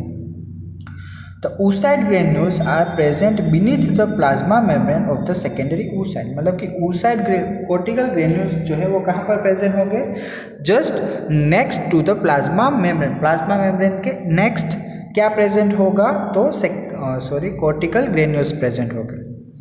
These granules fuse with the plasma membrane of the oocyte and release their contents include cortical enzymes between the plasma membrane and the zona pellucida।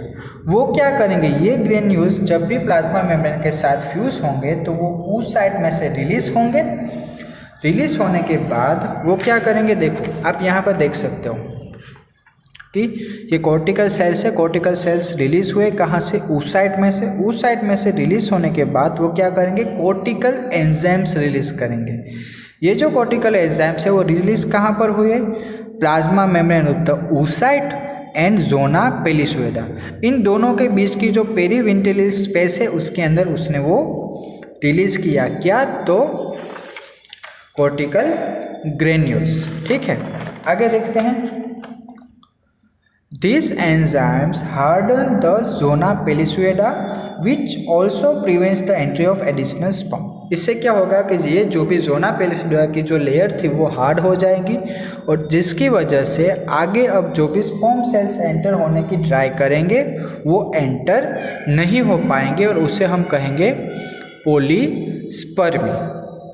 ठीक है, तो नेक्स्ट अगर हम बात करें तो स्पर्म की एंट्री कैसे होगी उसके बारे में, right.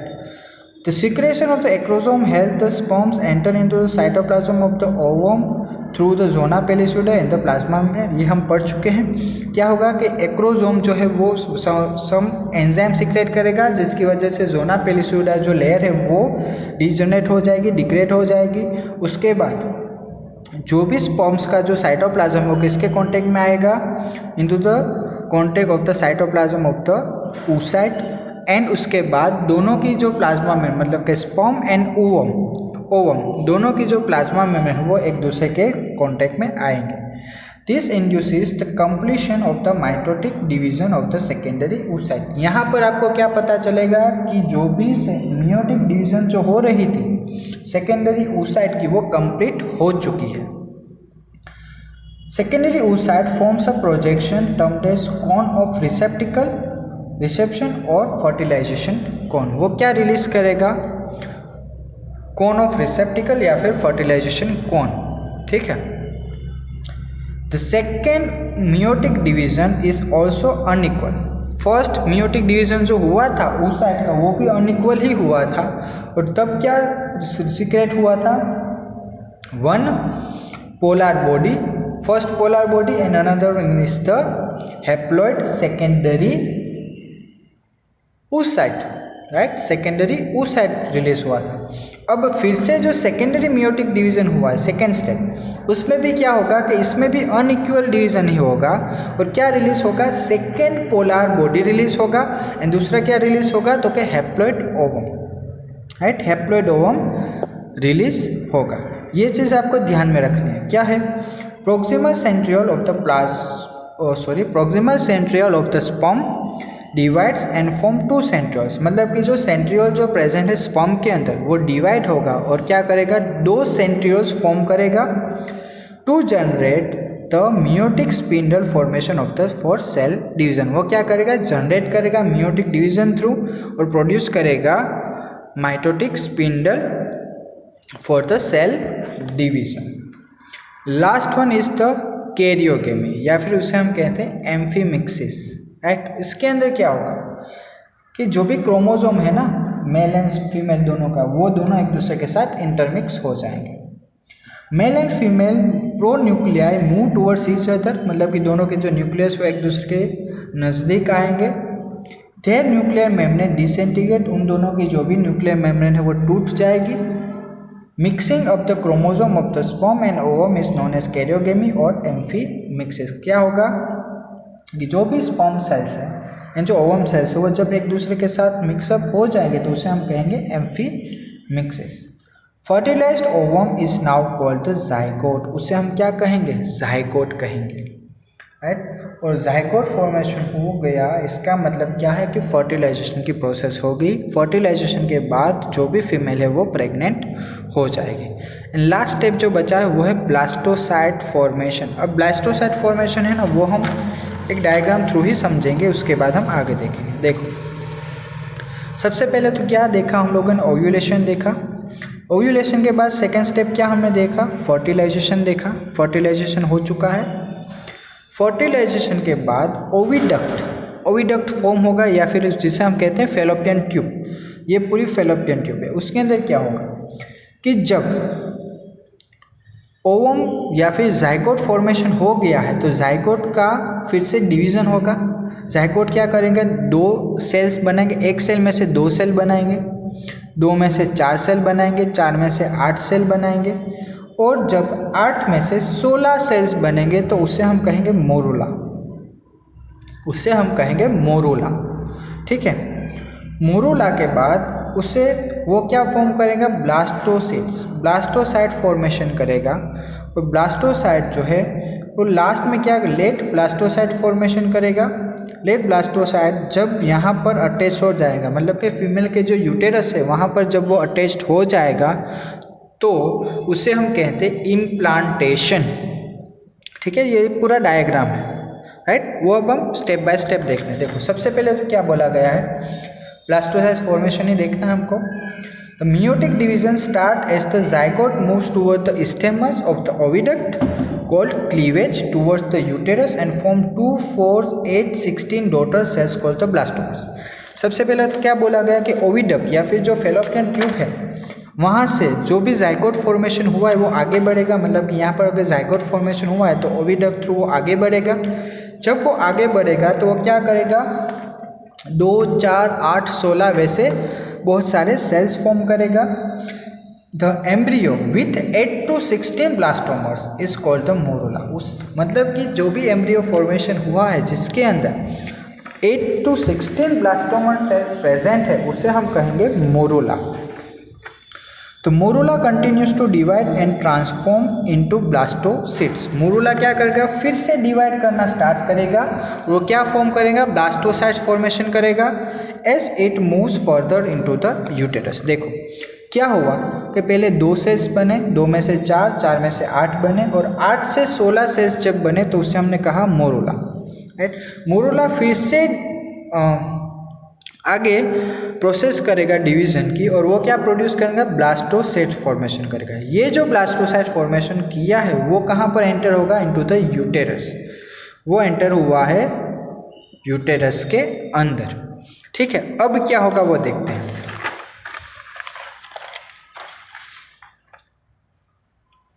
The blastomeres in the ब्लास्टोसाइट्स, मतलब कि ये जो ब्लास्टोसाइट फॉर्मेशन हुआ है उसके अंदर जो भी ब्लास्टोमर्स प्रेजेंट है, मतलब कि ये पूरा ब्लास्टोसाइट है, उसके अंदर ये सभी जो सेल्स है ना वो क्या है, ब्लास्टोमर्स है। ठीक है, यहाँ पर जो थे ना ब्लास्टोमर्स वो यहाँ पर प्रेजेंट है अब अंदर की तरफ। Into an outer layer called the trophoblast and the inner group of cells attached to the trophoblast called the inner cell mass or cell of Ruber, right. अब क्या होगा कि ये जो भी ब्लास्टोसाइट है वो डेवलप होंगे और ब्लास्टोसाइट जब डेवलप होंगे तो वो 2 लेयर्स फॉर्म करेंगे। देखो ब्लास्टोसाइट है वो डेवलप हो गए, क्या करेंगे, उसकी जो अंदर की जो लेयर है ना, जो इनर सेल मास, मतलब ये जो इनर सेल मास है ना उसके बारे में बोला गया है। तो वो क्या करेंगे कि ये जो सेल्स है ना, ये सभी सेल्स वो कौन से हैं, इनर सेल मास, और ये जो उसके ऊपर एक जो लेयर है ना, ये वाली लेयर, उसे हम कहेंगे ट्रोपोब्लास्ट फॉर्मेशन करेंगे। समझ में, मतलब कि ब्लास्टोसाइट है, ब्लास्टोसाइट के अंदर 2 चीज़ें प्रेजेंट है। One is the inner cell mass, मतलब ये जो आपको लाइटिश कलर के जो सेल्स दिख रहे हैं ना वो, और जो डार्किश कलर के जो सेल्स दिख रहे हैं वो क्या है, ट्रोपोब्लास्ट। और उनके बीच में जो भी कैविटी है उसे हम कहेंगे blastocoel cavity, right. The cells of the trophoblast help to provide nutrition to the embryo। Trophoblast की जो सेल्स है वो क्या करेंगे, न्यूट्रिशन प्रोवाइड करेंगे, किसको, एम्ब्रियो को। Then the cells of the trophoblast later form the extra embryonic membrane, namely chorion and amino-aid part of the placenta. अब ये जो भी ट्रोपोब्लास्ट लेयर है वो क्या करेगा, एक लेयर फॉर्मेशन करेगी।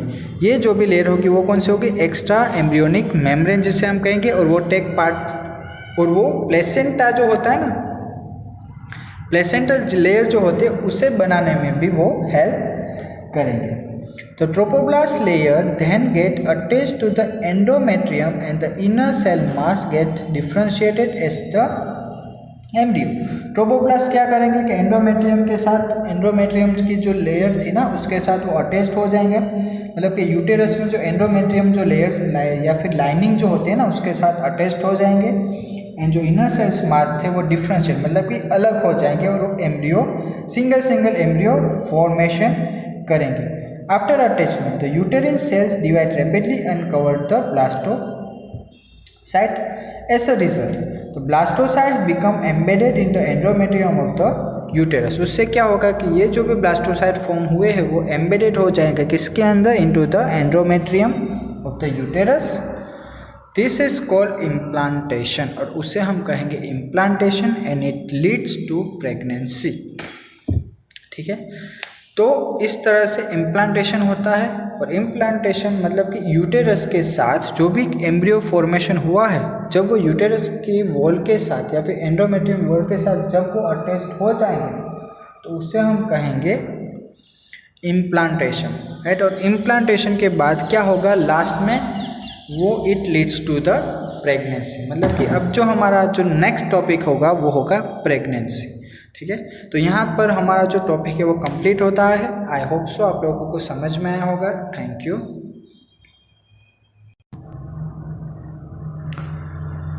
Good afternoon my dear students, myself Malam Divesh, और आज हम पढ़ेंगे प्रेगनेंसी एंड एम्ब्रियोनिक डेवलपमेंट। ठीक है, तो सबसे पहले स्टार्ट करते प्रेगनेंसी से।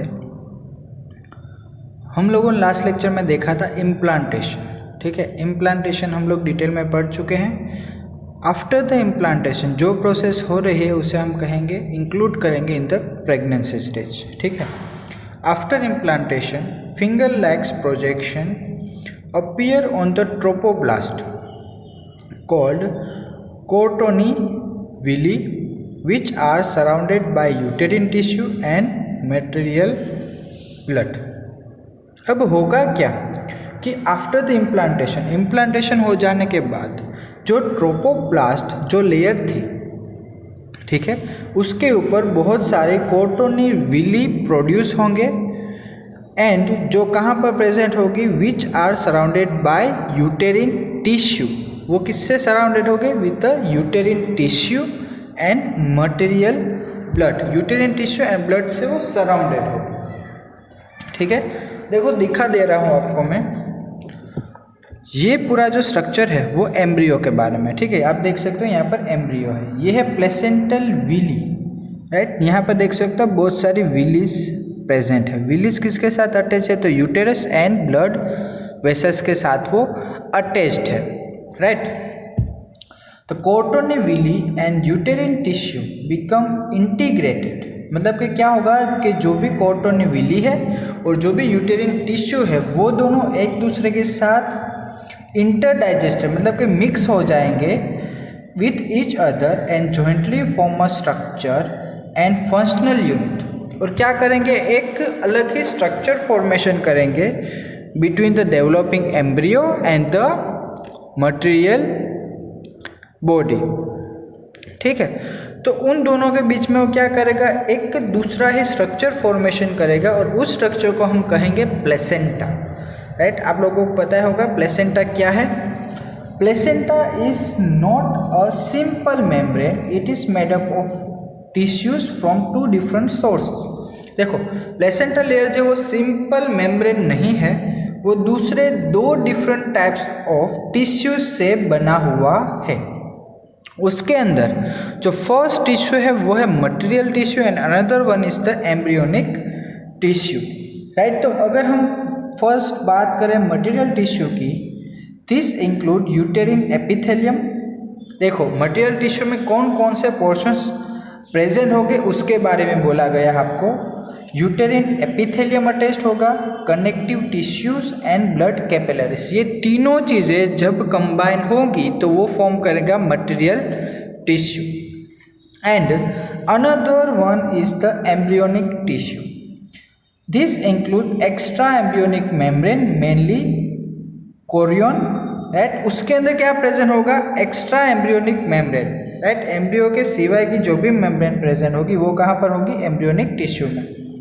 yolk sac and eland also take part in placenta formation, मतलब कि जो भी yolk होगा वो भी एंड एलेंड, राइट, ये दोनों चीज़ें भी प्लेसेंटा फॉर्मेशन में पार्टिसिपेट करेंगे। Then embryonic connective tissue and blood capillaries are also constitute of it. दूसरी क्या क्या चीज़ें प्रेजेंट होगी, connective tissue and blood capillaries, ये दोनों चीज़ें भी एम्ब्रियोनिक टिश्यू के अंदर प्रेजेंट होगी। आगे बात करते हैं हॉर्मोन्स ऑफ ह्यूमन प्लेसेंटा, मतलब कि प्लेसेंटा के अंदर कौन कौन से डिफरेंट हॉर्मोन्स प्रेजेंट होते हैं। देखो नेमली अगर हम बात करें तो ह्यूमन बींग्स के अंदर जो मेनली 2 हार्मोन सीक्रेट होते हैं ड्यूरिंग द प्रेगनेंसी, राइट, वो है एस्ट्रोजन एंड प्रोजेस्टेरॉन, ठीक है। वैसे तो हम बोले तो जस्ट प्रेगनेंसी में ही नहीं, बट जो ह्यूमन बॉडी में मेनली जो प्लेसेंटा थ्रू जो सीक्रेट्स होते हैं हार्मोन वो है एस्ट्रोजन एंड प्रोजेस्टेरॉन, ठीक है। उसके अलावा भी दूसरे 3 प्रोटीन हार्मोन्स प्रेजेंट होते हैं। First one is the human chorionic gonadotrophin, उसे हम कहेंगे HCG। Next one is the human placental somatomammotropin, उसे कहेंगे HCS। And human placental lactogen. ये तीनों हार्मोन्स जो है वो है प्रोटीन हार्मोन्स, राइट। और आगे के जो हार्मोन थे वो क्या थे, जो प्लेसेंटा थ्रू जो सीक्रेट हो रहे हार्मोन्स, मतलब कि स्टीरॉयड हार्मोन्स थे, right.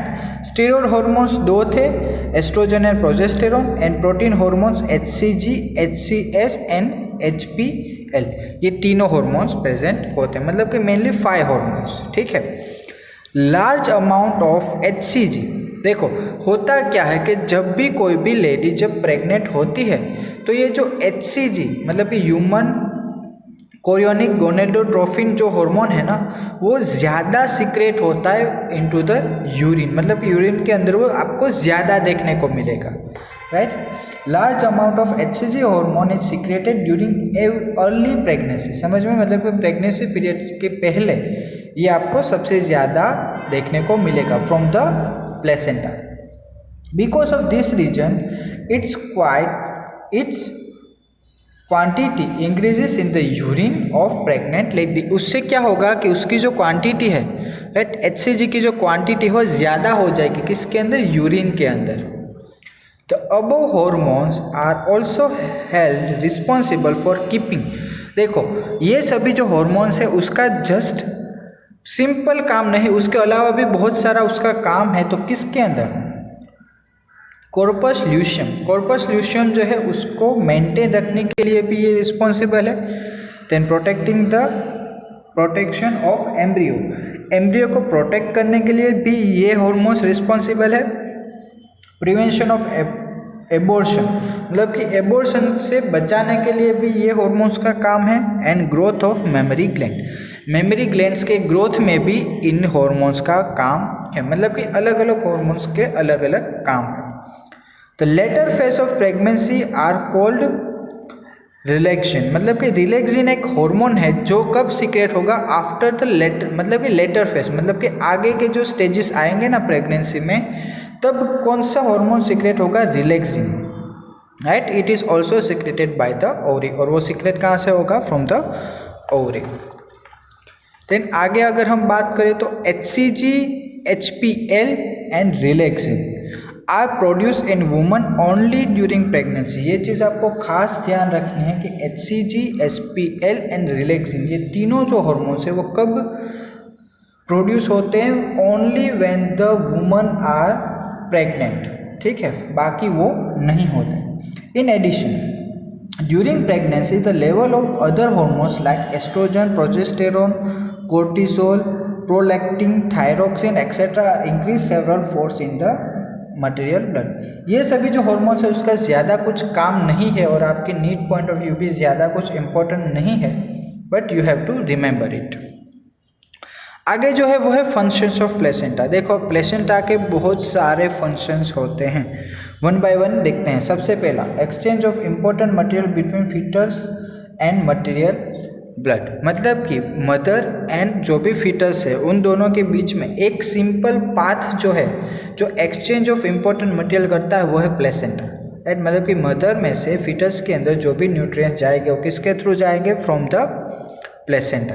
Then the essential material are exchange by diffusion, जो भी एसेंशियल मटेरियल्स जो होते हैं जो फीटस के डेवलपमेंट के लिए इम्पोर्टेंट है वो कौन कौन सी प्रोसेस थ्रू जाते हैं या फिर एक्सचेंज होते हैं उसके बारे में। तो first one is the diffusion process, another one is the pinocytosis and third one is the active transport. ये तीनों चीज़ों से होता है, ये चीज़ें आप 11th में पढ़ चुके हो।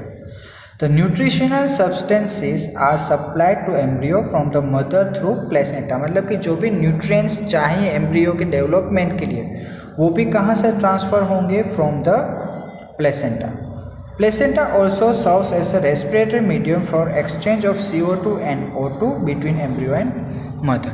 मतलब कि एम्ब्रियो को भी क्या चाहिए, O2 चाहिए, ठीक है। तो एम्ब्रियो में भी CO2 होगा, तो उस O2 एंड CO2 का जो भी एक्सचेंज है from the mother and embryo, वो सभी एक्सचेंज भी कौन करेगा, placenta. The nitrogenous and metabolic waste from fetus are released into the blood of the mother by diffusion through placenta. जो भी nitrogenous waste material and metabolic waste जो भी embryo के अंदर जो प्रेजेंट होगा वो रिलीज होगा from the fetus into the mother blood and mother blood में से डिफ्यूजन थ्रू वो प्लेसेंटा में से बाहर आ जाएगा. राइट, आगे देखते हैं.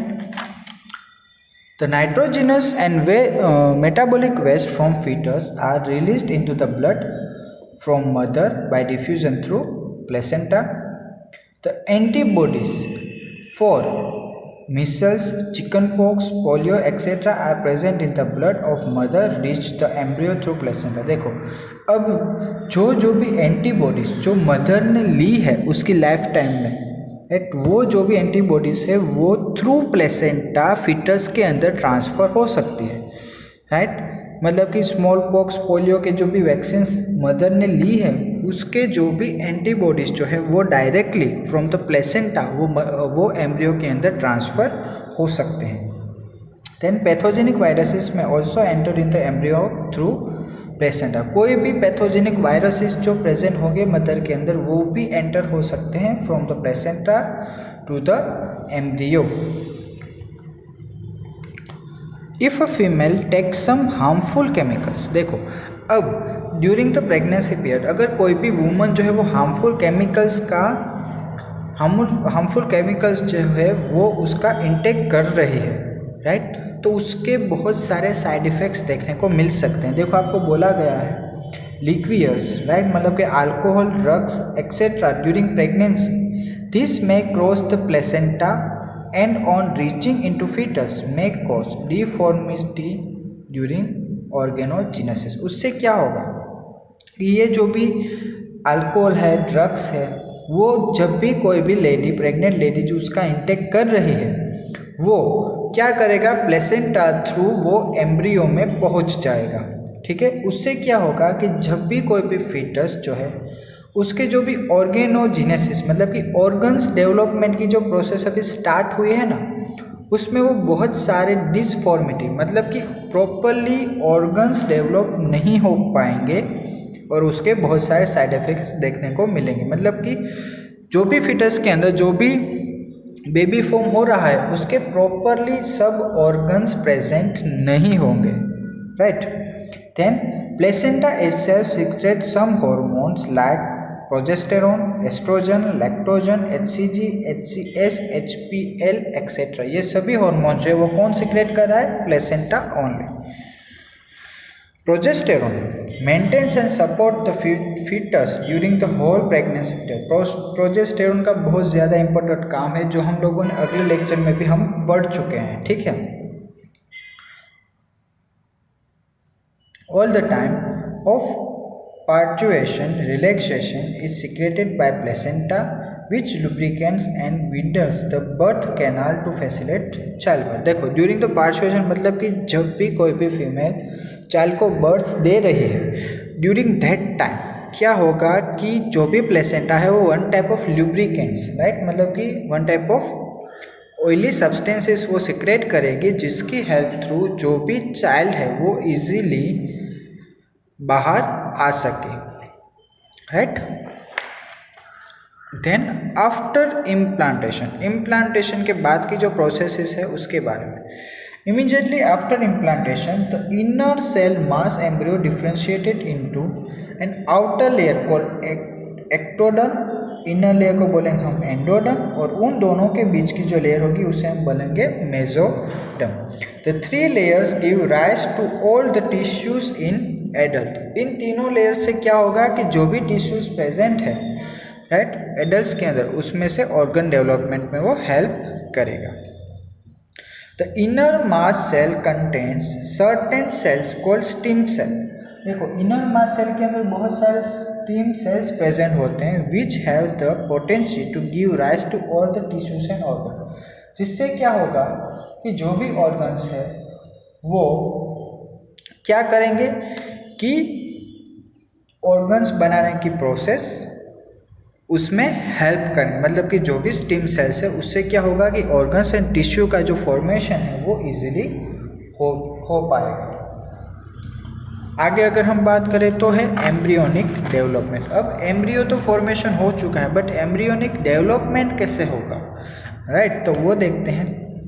इन human beings after 1 month of pregnancy the embryos heart is form. सबसे पहला जो बॉडी ऑर्गन फॉर्म होता है वो कौन सा है, हार्ट। ये आपके लिए इम्पोर्टेंट है, पूछ सकते हैं, ठीक है। तो first sign of growing fetus, देखो अब फीटस जो है वो अगर ग्रो हो चुका है तो उसे आप कैसे आइडेंटिफाई करोगे, by listening the heart beat. 1 month के बाद क्या होगा कि हार्ट डेवलप हो जाएगा, तो आप फीटस के अंदर जो हार्ट प्रेजेंट है उसकी हार्ट बीट्स को आप केयरफुली ऑब्जर्व कर सकते हो with the help of stethoscope. तो सेकेंड पॉइंट यही है हमारा। By the end of 2nd month of pregnancy the fetus develop limbs and digit. उसके बाद क्या होगा कि after the end of 2nd month के बाद फीटस जो उसके अंदर लिम्स एंड डिजिट्स वो प्रोड्यूस होना स्टार्ट हो जाएंगे। हम लिम्स एंड डिजिट्स पढ़ चुके हैं 11th के अंदर, ठीक है। Bye the end of the 12th या फिर फर्स्ट ट्राइमेस्टर, ये आपको याद रखना है, फर्स्ट ट्राइमेस्टर कब होता है, at the end of 12 week most of the major organ systems are form, मतलब कि बहुत जो भी मेजर ऑर्गन सिस्टम्स है ना वो सभी डेवलप हो जाएंगे।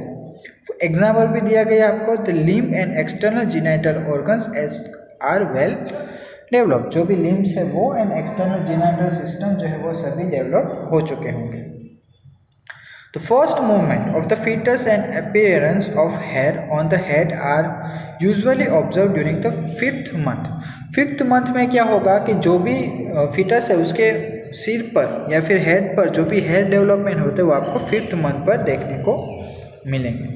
Bye the end of 24th week के बाद क्या होगा, 2nd ट्राइमेस्टर, ये आपको याद रखना है। 12 weeks मतलब कि फर्स्ट ट्राइमेस्टर, 24 weeks मतलब कि 2nd trimester. The body is covered with fine hair, eyelids separated and eyelashes are form. क्या होगा कि बॉडी जो है उसके ऊपर बहुत सारे फाइन हेयर्स देखने को मिलेंगे।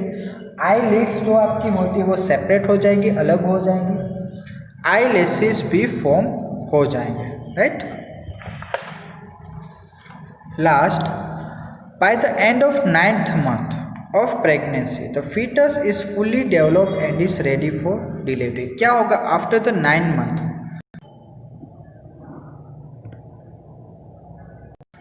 क्या होगा कि eight the end of 9th month जो फीटस है वो फुल्ली डेवलप हो जाएगा और it is ready for the delivery. अब जो हमारा नेक्स्ट है टॉपिक वो है पार्चुएशन एंड लैक्टेशन। तो इसी लेक्चर के अंदर हम लोग वो टॉपिक भी क्लियर कर लेते हैं। सबसे पहले तो क्या देखेंगे, पार्चुएशन मीन्स क्या, कि after the development of fetus जो बेबी की जो डिलीवरी की जो प्रोसेस है उसे हम कहते हैं parturition, right.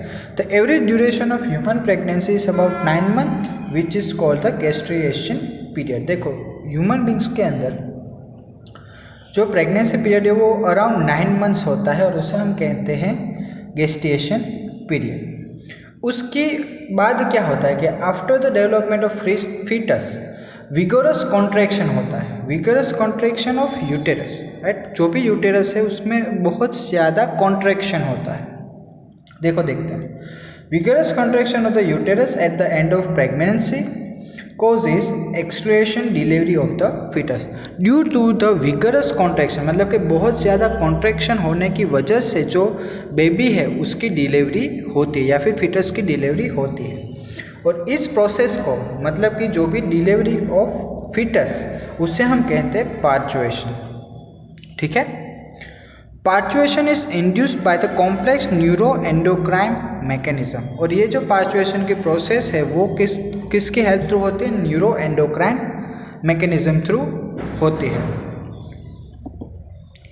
The signal for parturition originate from the fully developed fetus and the placenta, which induce mild uterine contracts called the fetal ejection reflex। देखो क्या होगा कि जब भी पार्चुएशन की जो प्रोसेस है वो स्टार्ट हो जाएगी, राइट, पार्चुएशन के लिए सिग्नल देना पड़ेगा, ठीक है, मतलब कि फुली डेवलप्ड फीटस है, अब उसे पार्चुएशन की प्रोसेस कर मतलब कि डिलीवरी करनी है तो उसके लिए उसको सिग्नल देना पड़ेगा, ठीक है।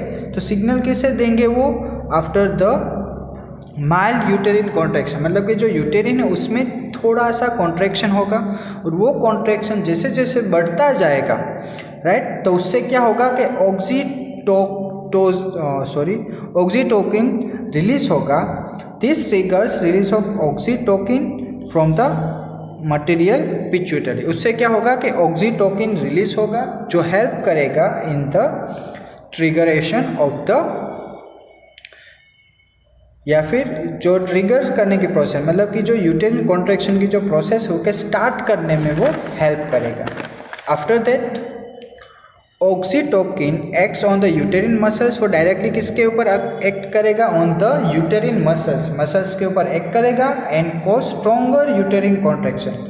उसके बाद पहले माइल्ड यूटेरिन कॉन्ट्रैक्शन था, जैसे जैसे ऑक्सीटोकिन रिलीज होगा वैसे वैसे स्ट्रॉन्ग यूटेरिन कॉन्ट्रैक्शन होगा, in turn stimulates further secretion of oxytocin, जिसकी वजह से फिर से ऑक्सीटोसिन सिक्रेट होगा, और जैसे जैसे ऑक्सीटोसिन सिक्रेट होगा वैसे ही क्या होगा कि जो भी कॉन्ट्रैक्शन की जो प्रोसेस है वो स्ट्रॉन्गर होती जाएगी। देखो, the stimulatory reflect between the यूटेरिन contraction and oxytocin secretion continuous resulting in the stronger and stronger contraction. उसकी वजह से क्या होगा कि स्ट्रॉन्गर एंड स्ट्रॉन्गर कॉन्ट्रैक्शन की प्रोसेस होती जाएगी, जिसकी वजह से जो भी पार्चुएशन की जो प्रोसेस है वो इजीली हो जाएगी।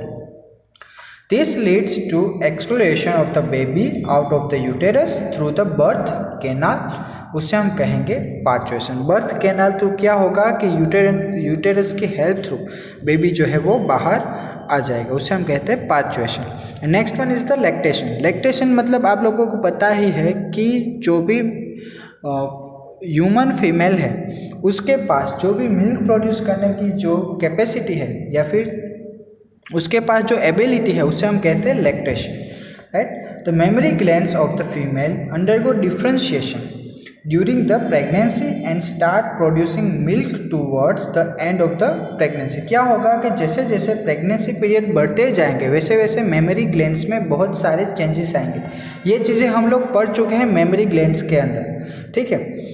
उसके बाद क्या होगा कि जैसे जैसे वो स्टेजेस आगे बढ़ेंगे उसमें बहुत सारे चेंजेस आएंगे और उन चेंजेस की वजह से वो मिल्क प्रोड्यूस करेगा eight the end of the pregnancy, और उसे हम कहते हैं लैक्टेशन।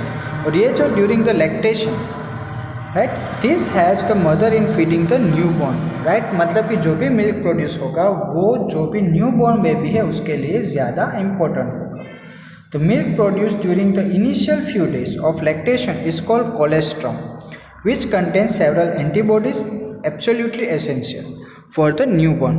देखो होगा क्या कि जो भी स्टार्टिंग के जो डेज हो गए जब मिल्क प्रोड्यूस होता है ड्यूरिंग द प्रेगनेंसी, राइट, मतलब कि लैक्टेशन पीरियड जब स्टार्ट हुआ है अभी तो उसमें स्टार्टिंग के जो थोड़े दिनों के लिए जो भी मिल्क प्रोड्यूस होगा उसके अंदर ज़्यादा अमाउंट में क्या प्रेजेंट होगा, कोलेस्ट्रम, राइट, मतलब कि उसे हम नाम ही दिया गया है कोलेस्ट्रम। उस कोलेस्ट्रम मिल्क के अंदर ज़्यादा एंटीबॉडीज़ प्रेजेंट होती है, राइट, और वो एंटीबॉडीज़ क्या करेगी कि जो भी न्यूबॉर्न है उसको बाहर के एनवायरनमेंट में रेजिस्ट करने के लिए उसे हेल्पफुल होगा। Breast feeding during the initial period of infant growth is recommended by doctors for bringing up the healthy baby.